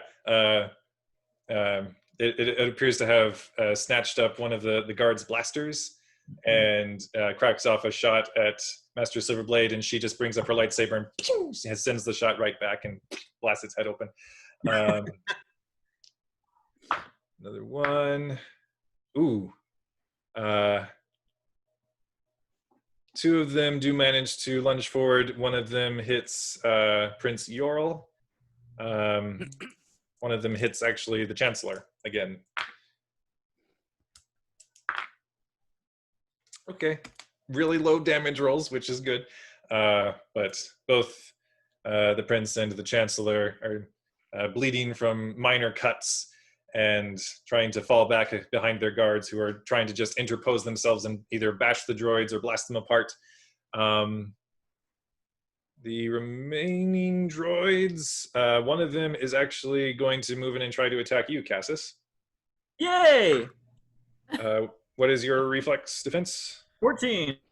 Ooh, 13. You just managed to dodge. I Just am a barely aside. Jedi Knight. Yeah. One of them actually lunges in towards you, Mina, because it sees that you're undoing its hard work. Oh no. It's going to be that's a 5. You're probably fine. 12. Yeah. Unless just- it's a +7. Yeah. You just like in your crouch, still trying to help the High Queen. You see the droid moving in and just sort of reflexively kick out a foot towards it, and you knock it off balance by kicking one of its metal shins, and it Anything to drifts turn overhead. since I disrupted their programming. No one's falling on their butts anymore. Level 1 is great. Phagris, it's over to you.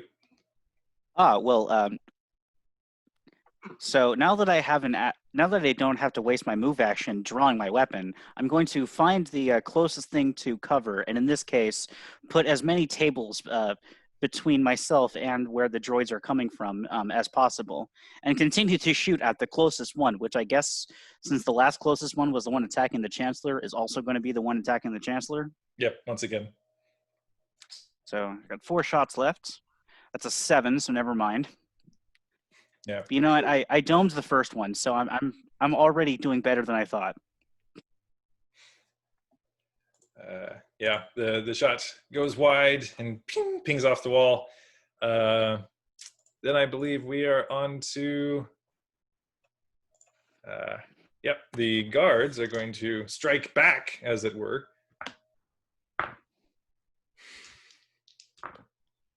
One of them manages to hit.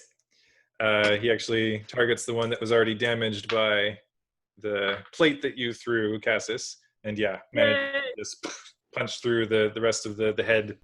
And that one is eliminated. You've been eliminated. Mina, we are over to you. Mina's going to activate her lightsaber she has at this point, since the High Queen's been stabilized, and try to get that droid that was going after her away from the situation. The shimmering, sort of slightly fainter, more tangible blade of shoot, what's the crystal called for the training sabers? Bomb. Cathersight. The Bondar or Cathersight, however. Anyway. Oh yeah. Well, And I rolled a 7, so. Right. So you just sort of Like a true Padawan. Yeah. Yes. It's more like you like pull out the lightsaber and just swing and realize halfway through that you forgot to activate it, and so activate the blade just as you pass the droids. You're like, shoot. You'll become a master of Tricata, yes. The Mandalorian is going to crack off another shot. Rolls a 3, so that'll just miss. But he is trying to pick off more of the droids. But then we are going to be back at the top of the round with Zaylon. All right, so I keep my trusty Diagnosis tool / PC, and I look at the droid closest to the Alderaan priority, and I slice into that and command it to defend the Alderaan party, Okay. being emboldened by my last round. All right. Make a use computer check. Just so you're aware, this is gonna be a tough one. Trying to hack into a droid in the heat of combat. 15. You once again feel as though like your efforts have somewhat frazzled the systems, but you are not able to break through and start issuing your own commands. But yeah, you do succeed in the droid you were attempting to reprogram. Just slowly looks over in your direction with the glowing eyes. You request refreshments? Yeah, I do, pulling out my Hydra spanner. What are you gonna do, stab? Hey, he gets closer, I got a better chance of slicing him. All right. improvised weapon, I believe. Yeah, it is. No, it's an exotic weapon. Oh, yeah. Cassis, we're back to you. Yeah, so I'm going to pick up where I left off on sense surroundings. So it's my swift action, DC 15.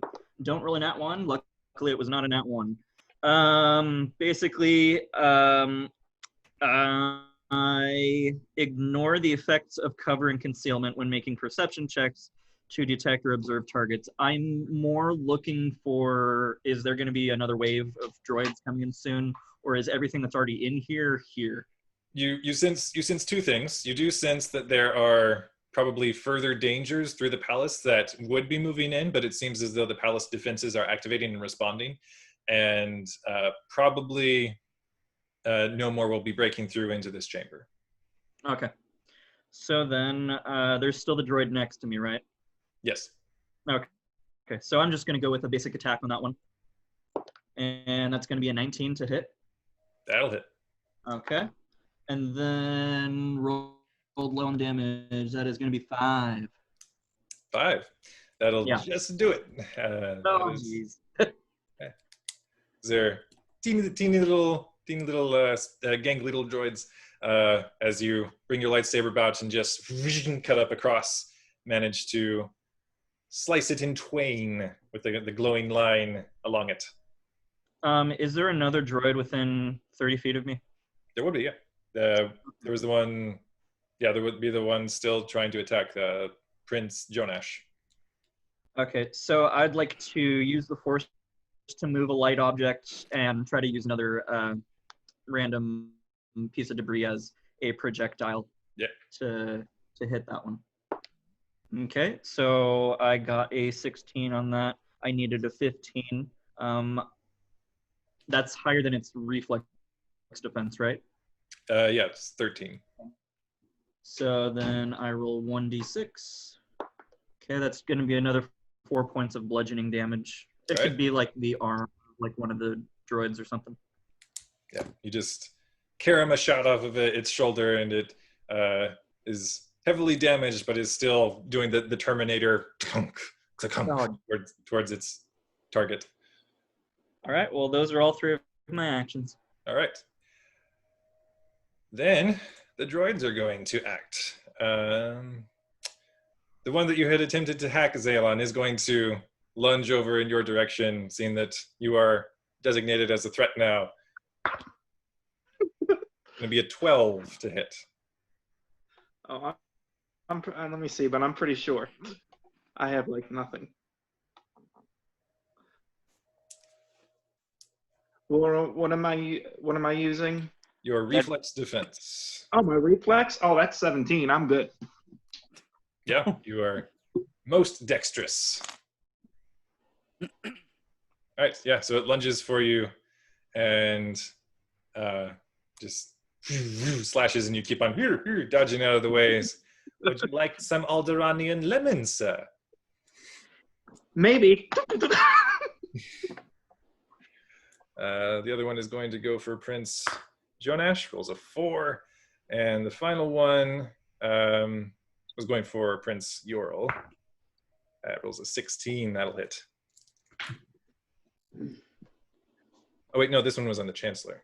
That's right. It was heavily damaged because you had just thrown something at it, Cassis. That's right. Okay.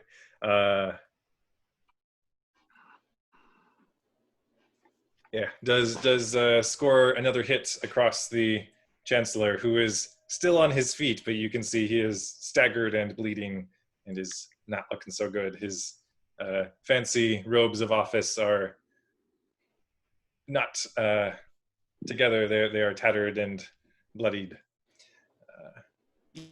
These guards suck. Yeah. They're trying, man. They're trying.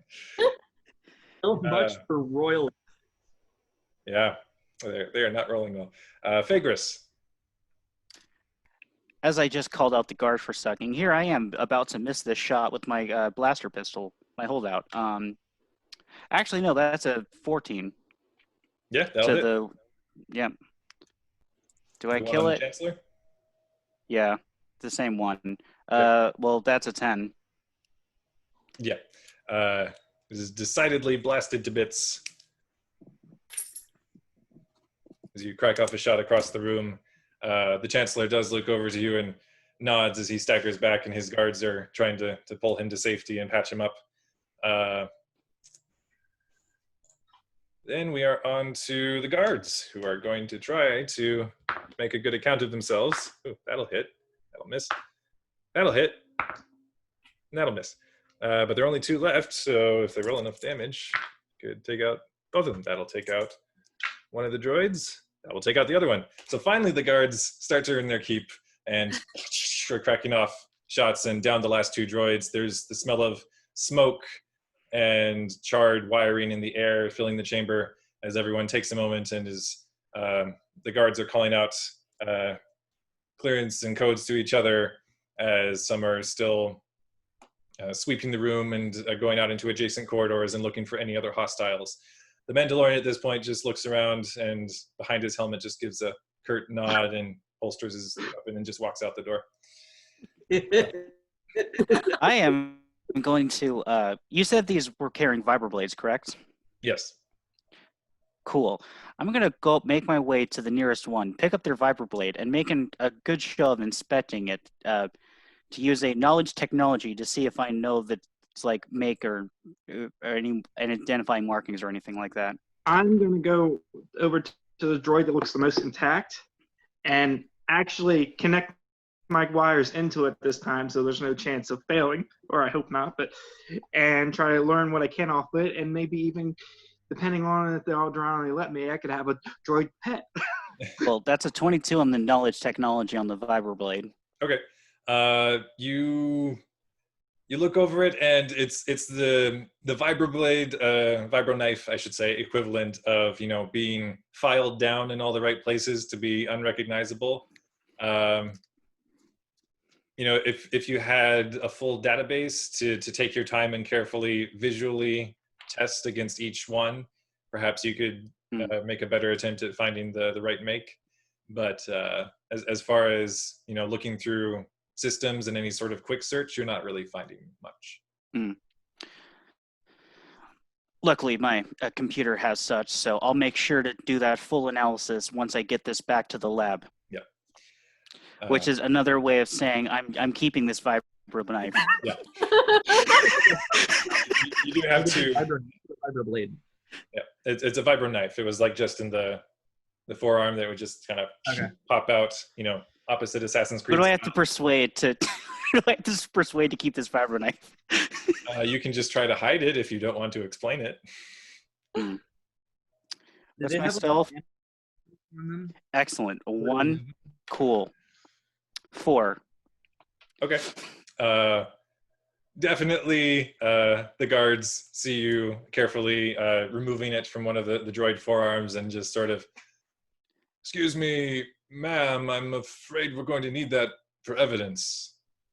I'm going to walk over and I'm going to say, I'm sorry, but I'm pretty sure that she also needs it for evidence. There's plenty of other blades around here. She can have one.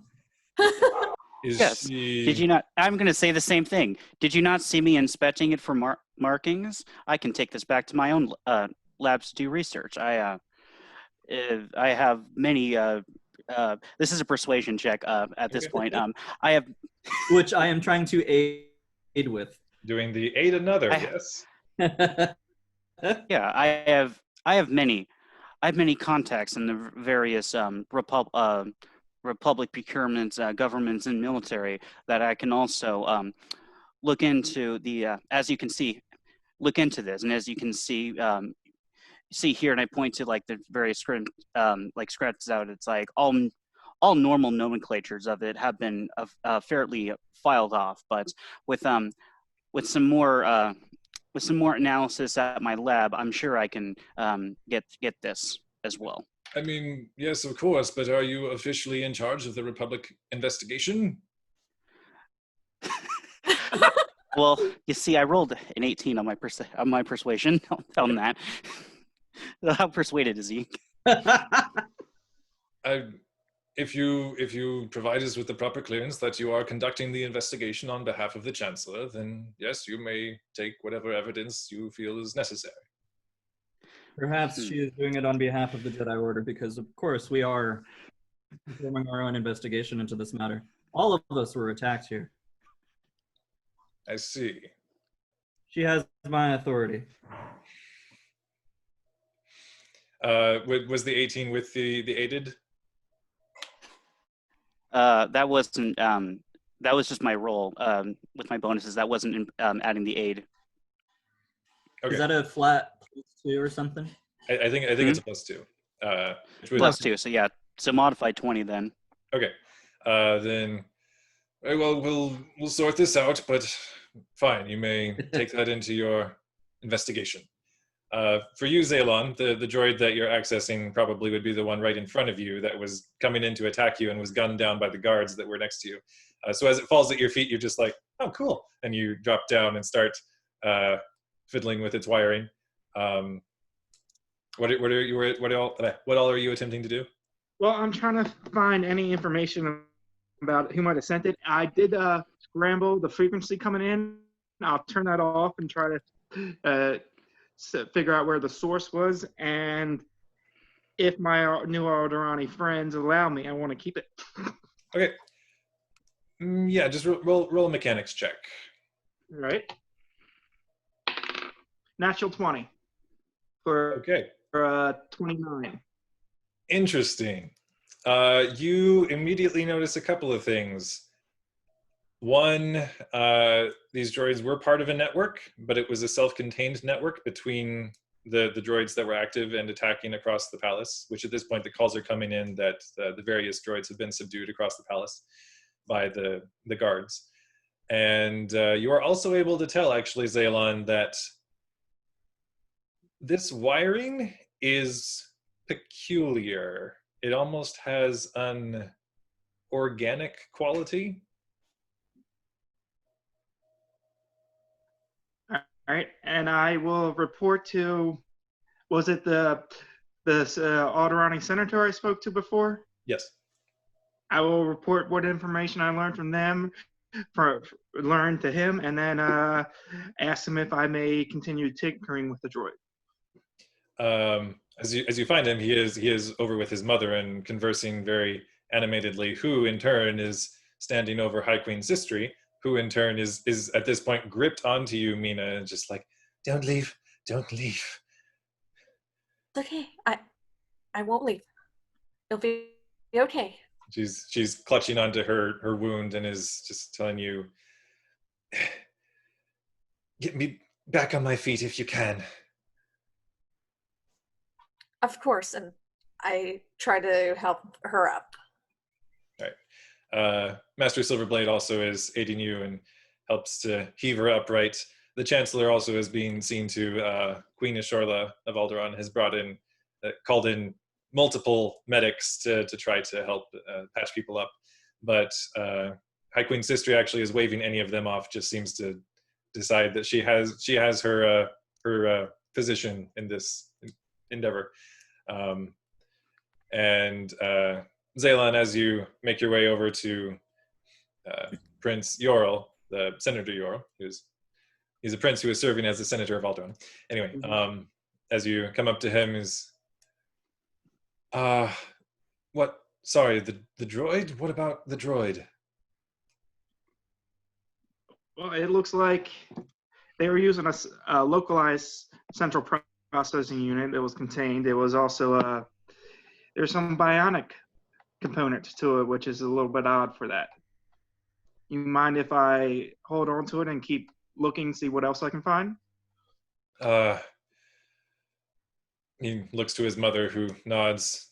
Yes, of course. Whatever would help us to discover what has happened here. I will have to issue official apologies, of course, to both the Republic and the Axis. Our defenses somehow were not able to detect these movements. And yes, if we were able to analyze the droids more effectively, then perhaps we can shore up our security in the future. Thank you, my queen. as everybody sort of comes down from the excitement and wounds are patched up as far as they are able, the Chancellor's guards do inform Queen Ishorla, as do High Queen Systri's, that they will have to be returning to their ships where they can be certain of the security measures. And Queen Ishorla nods. Of course, I understand. We will reconvene when everyone is comfortable and convinced that they are safe, and not before. As High Queen Systri actually starts to exit with her retinue, she actually is still gripped onto you, Mina, and you're basically being voluntold that you are going to be making sure she's all right. You are going to be giving her health examination. Okay. Prince Jonash of Karelia is at her side as well and has nodded his gratitude over to you, Mina. And there is, well, hang on a second. I do technically need to roll for that. I don't even have proficiency in vibroblades. Then it's a -5. -4 with my dex. Oh gosh.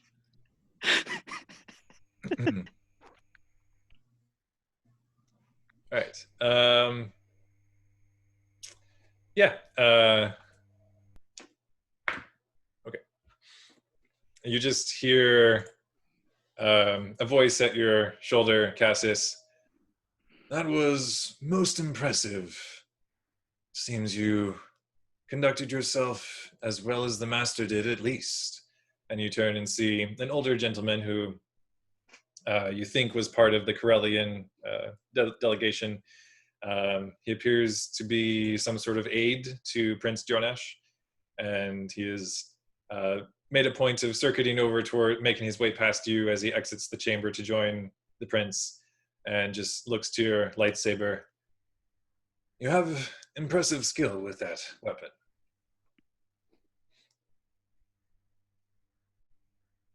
Is he not talking right now? Yeah. Okay. I mean, any Jedi should.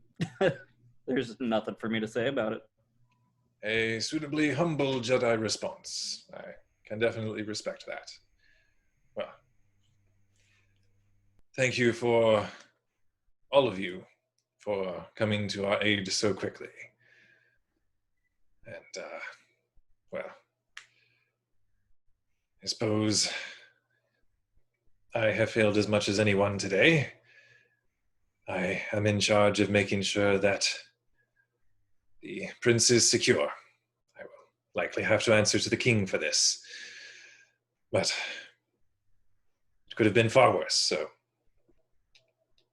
I'm afraid I'm not very good at expressing gratitude, but he bows and extend my thanks toward the master as well, and perhaps we shall see each other again when this meeting reconvenes. Very well. He makes his way past you and exits the chamber. Well, yeah, the Mandalorian is still just standing outside, just arms folded, and watching as everybody makes their way past. A few of the individuals seem guarded as they pass him, but do remember that he was shooting at the droids who were attacking. I will talk to him later. Yeah, I'm going to replace the power pack in my holdout blaster and return it to its holster. Okay. Mina, you find yourself taken all the way back to the spaceport. High Queen Systri, as you're brought back onto her ship. There's a devoted medical bay to her needs on board her ship, which is this sleek, fancy vessel. As she lays down and is pulled out of her fancier garb attire, she just motions to you. Well, you're the Jedi healer. Apparently. Fix me. Yes. So just start going around trying to patch her up So that treat injury check. Yep. Let's see. What... You don't have any force powers for that, or? Well, you know, there is one I can use for that, which probably would be a good one to do. So I can do vital transfer. Okay. Which, let's see. So let me first do the use the force check.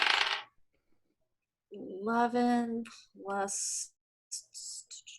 For anyone watching, we might be losing Cassis soon, so we'll see about wrapping up if that happens. Yeah, laptop's running out of power. Sorry. No problem. 11 plus 5, so 16. So I can heal the hit points equal to 2 times the character level, but it's going to cost me half as much damage. So if I'm reading this right, as a level 1, I'm going to lose one hit point, and to give her 2, right? Yep. So I'm going to go ahead and do that. Yes, you sink into a quick meditation, place your hands over the main injury, and there's a quick knitting of flesh back together as you feel your own life force slightly diminished, and you see her eyes like she's been faintly scowling, and just, that is an interesting sensation. What do you call that? Vital transfer, Your Majesty. Well, you seem competent, at least in these ways. If you ever are looking for employment of a high office. Thank you. I mean, it's just like sitting here trying, what the hell am I supposed to be doing right now? Well, if there's nothing else you can do, I suppose the basics of Bacta and whatever else we'll have to do, then I suppose you're dismissed. If you could send Jonash in when you leave. Of course, Your Majesty. And Mina bows as she quickly shuffles her way out. You do find the Corellian prince standing outside anxiously as you exit the chamber. How is she doing? She's doing all right. She'll be fine. Make a full recovery. Yeah, you do note his robes are taken off at this point too, and like his minor cuts have salves and patches and things affixed. Well, that is good. We are grateful for your help, and it is good to have people of our station grateful toward you. In case you were unaware. Thank you. Well, you're free to leave, in case you were wondering, and may the force be with you. That's something you say, right?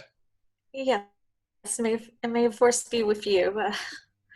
And she's just like looking totally, she's completely out of her league right now. But you're free to exit the ship. Yep, she made like that's it. Yep. And you're just kind of standing around at the spaceport. The people you came to the planet with are back at the palace. So I guess at this point, I'm going to try to make my way back to the palace and try not to be completely overwhelmed, which Mina is because, well, she doesn't do well with crowds or anything. And a taxi. Yep. As you head out of the spaceport and try to wave down a taxi vehicle, the driver pulls over and, do you have 40 credits for the fee? Yes, I do. And I hand him the credits. Okay. And he happily, it seems, he's been compensated, takes you back towards the palace. It appears as though, the taxi drivers of the city know the score at this point as they're helping to ferry people around in the proceedings. And back at the palace, things have quieted down mostly. The various Alderaanian guards, Coruscanti guards, and Alsacan guards are all interviewing you separately is, so what did you see? How did it all go down from your perspective? And you're giving your various statements for everybody doing their own unique investigation of what happened. And it's a tedious process.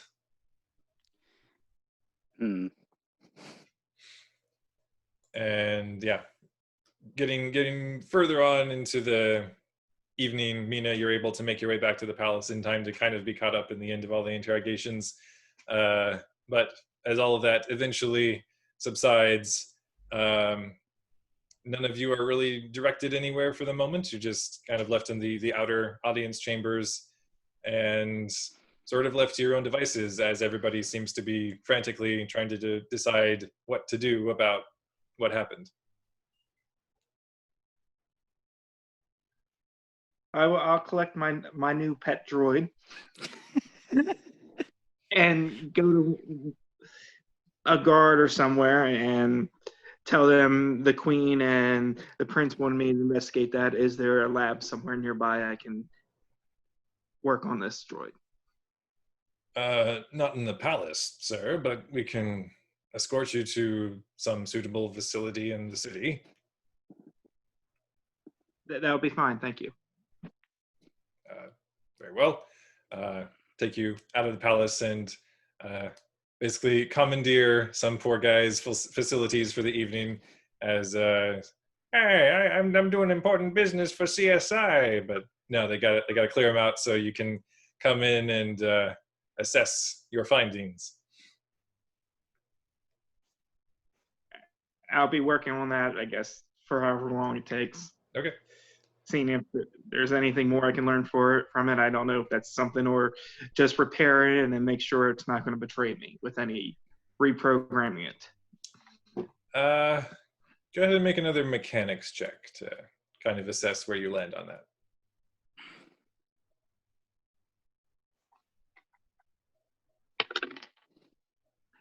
18. Okay. You're skilled enough with mechanics to get the sense that reactivating this droid might not be the best idea. Are there any useful parts I could use? You could attempt to strip it down for parts, but because of the unique, almost organic component to the materials, it would be rather difficult, but not impossible, to try to integrate it with other systems.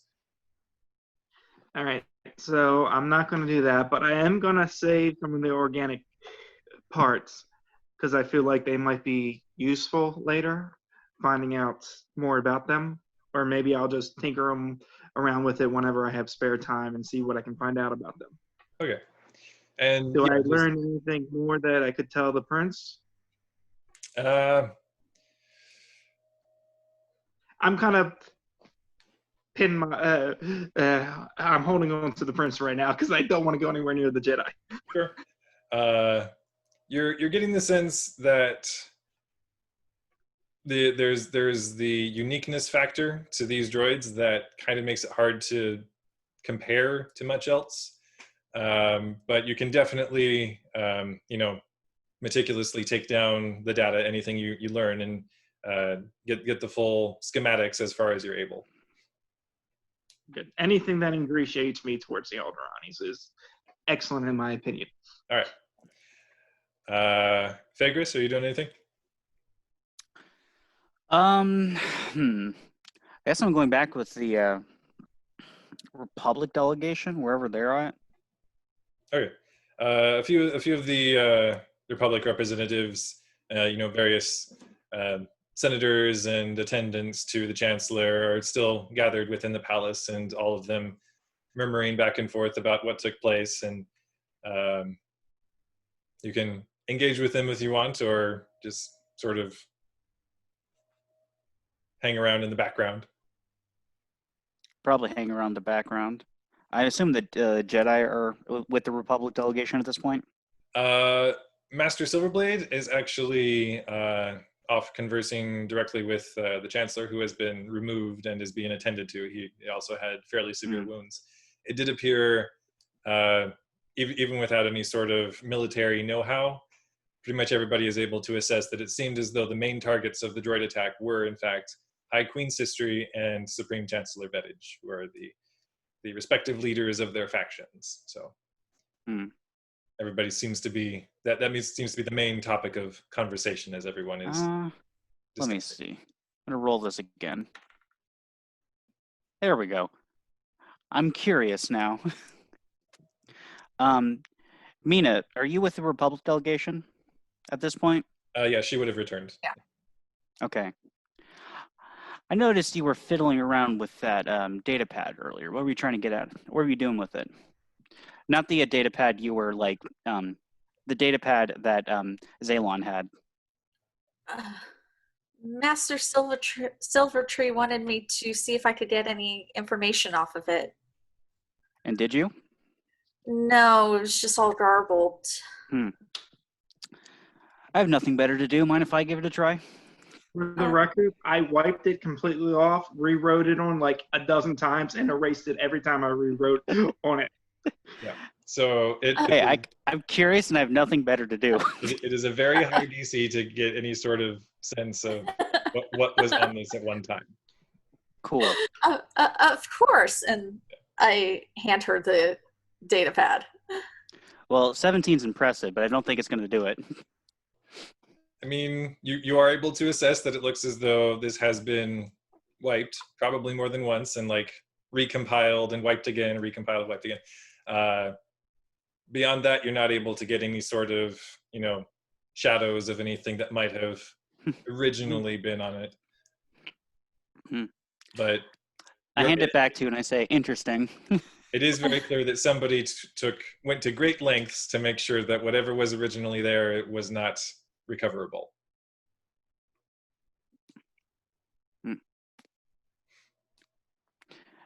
Yeah, I hand it back to you. I say, interesting. Whoever had this certainly didn't want anyone reading it. And I walk off.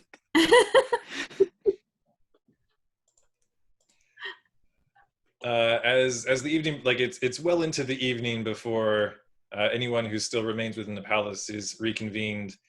Master Silverblade is there again. She appears to have been discussing with Senator Yorl, the Prince of Alderaan, and his mother, Queen Ashorla. And as everyone is sort of brought back in with the chimes into the inner audience chamber, Queen Ashorla looks around. High Queen Systri and Chancellor Vedij are not there, but she is drawing everyone back in who might need intelligence update of what all's been happening. And she looks about at all of you who have would have been, if not voluntarily gathered, you would have been directed to gather back within this chamber. And she says, well, I believe that we have reached a unique sort of decision, and I believe that representatives of all sides have concurred that a unique initiative is called for.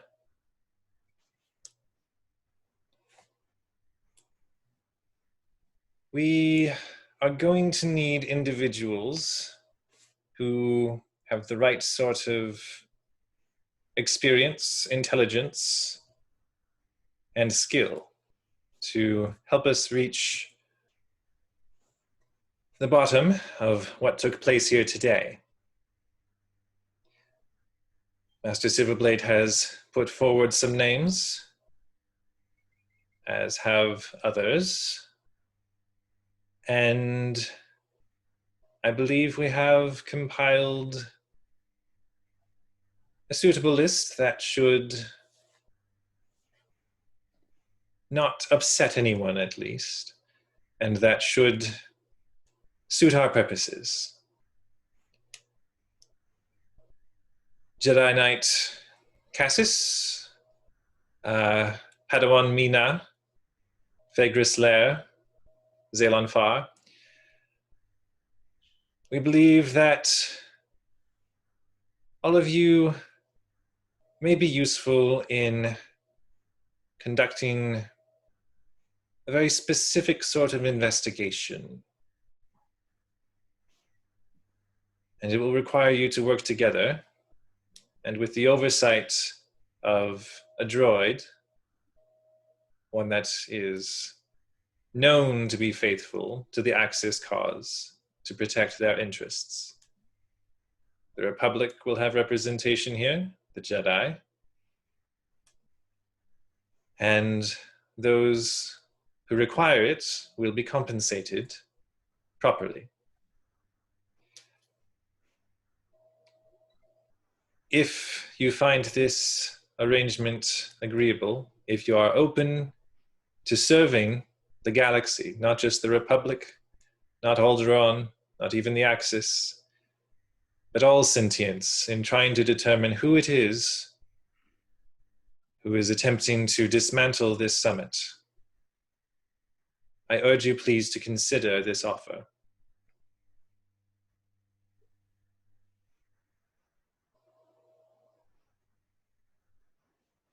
Who was this again that was saying that? This is Queen Ishorla of Alderaan. She's as the neutral party, trying to, be the voice of mediation and making sure that everyone's interests are met, rather than, it'll probably still happen, and nobody that probably thinks otherwise. But rather than everybody running over each other and trying to conduct their own investigation, she's putting forth that all interest can be represented in a singular investigation. Your Majesty, I'll happily serve you in any way I can. I do have, I don't know how much you've conversed with your son, the senator, but I do have some concerns working with the Jedi and the Republic representatives.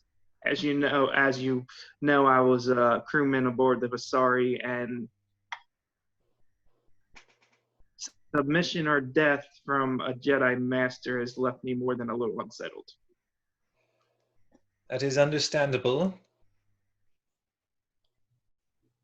And given the fact that more information has been shared, we are now aware that this was not sanctioned activity by the Jedi Council, and Master Gua Mamuri has since vanished.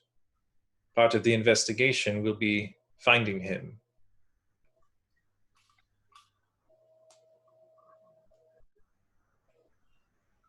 I'll do all that I can to assist you, Your Majesty.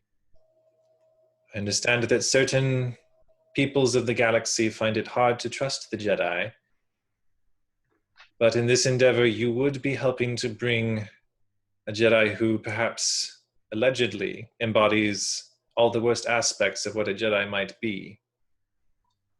You'll bring him to answer for his crimes.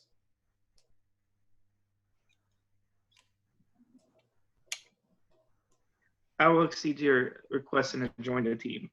Thank you, Your Majesty.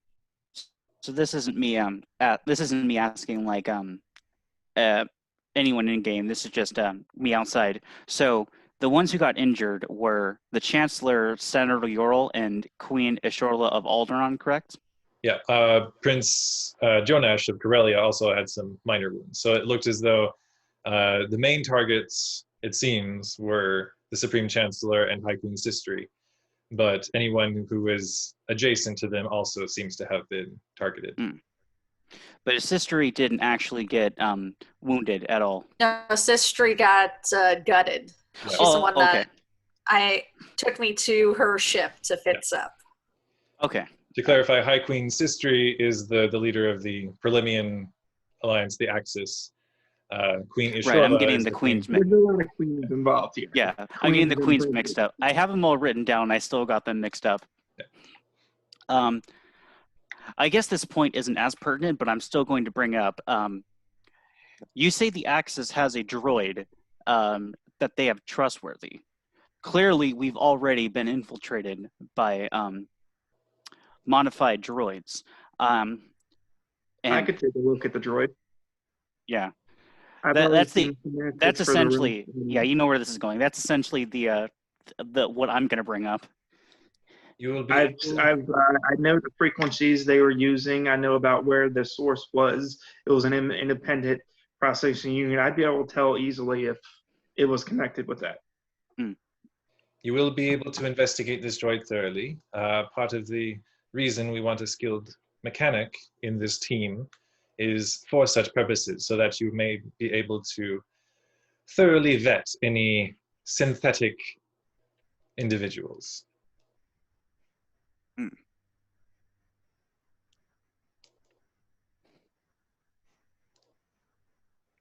If this is agreeable to you, Mina, Master Silverblade does make her way over to you. This is not an order. You are not obligated to fulfill this, but I have spoken with your master, and she also believes that this would be an important step in your training. Yes, Master. Yeah, I'll join this. Yes. Thank you. Cassis will inform us next week, I suppose, how he responds to the invitation. But as you are all escorted from the chamber so that you may meet the new member of your team, we are going to call it there for the evening and pick it up when everybody is available, hopefully. But there we have our introduction to the setting. I should have said this up top, but for anyone watching and who knows the Star Wars timeline, this is set at 3019 BBY, so quite some time before the Battle of Yavin or the original Star Wars films or anything. It's well into the Old Republic era, but after the Old Republic MMO. But yeah, so hopefully that gives players and anyone watching a feel for how things might progress as we move forward. But yeah, feedback from all parties is welcome as we adjust and hopefully make a better experience all around. But yeah, this is episode 1 of Axis and Rationale. So that's it. Thanks everybody for playing and or watching.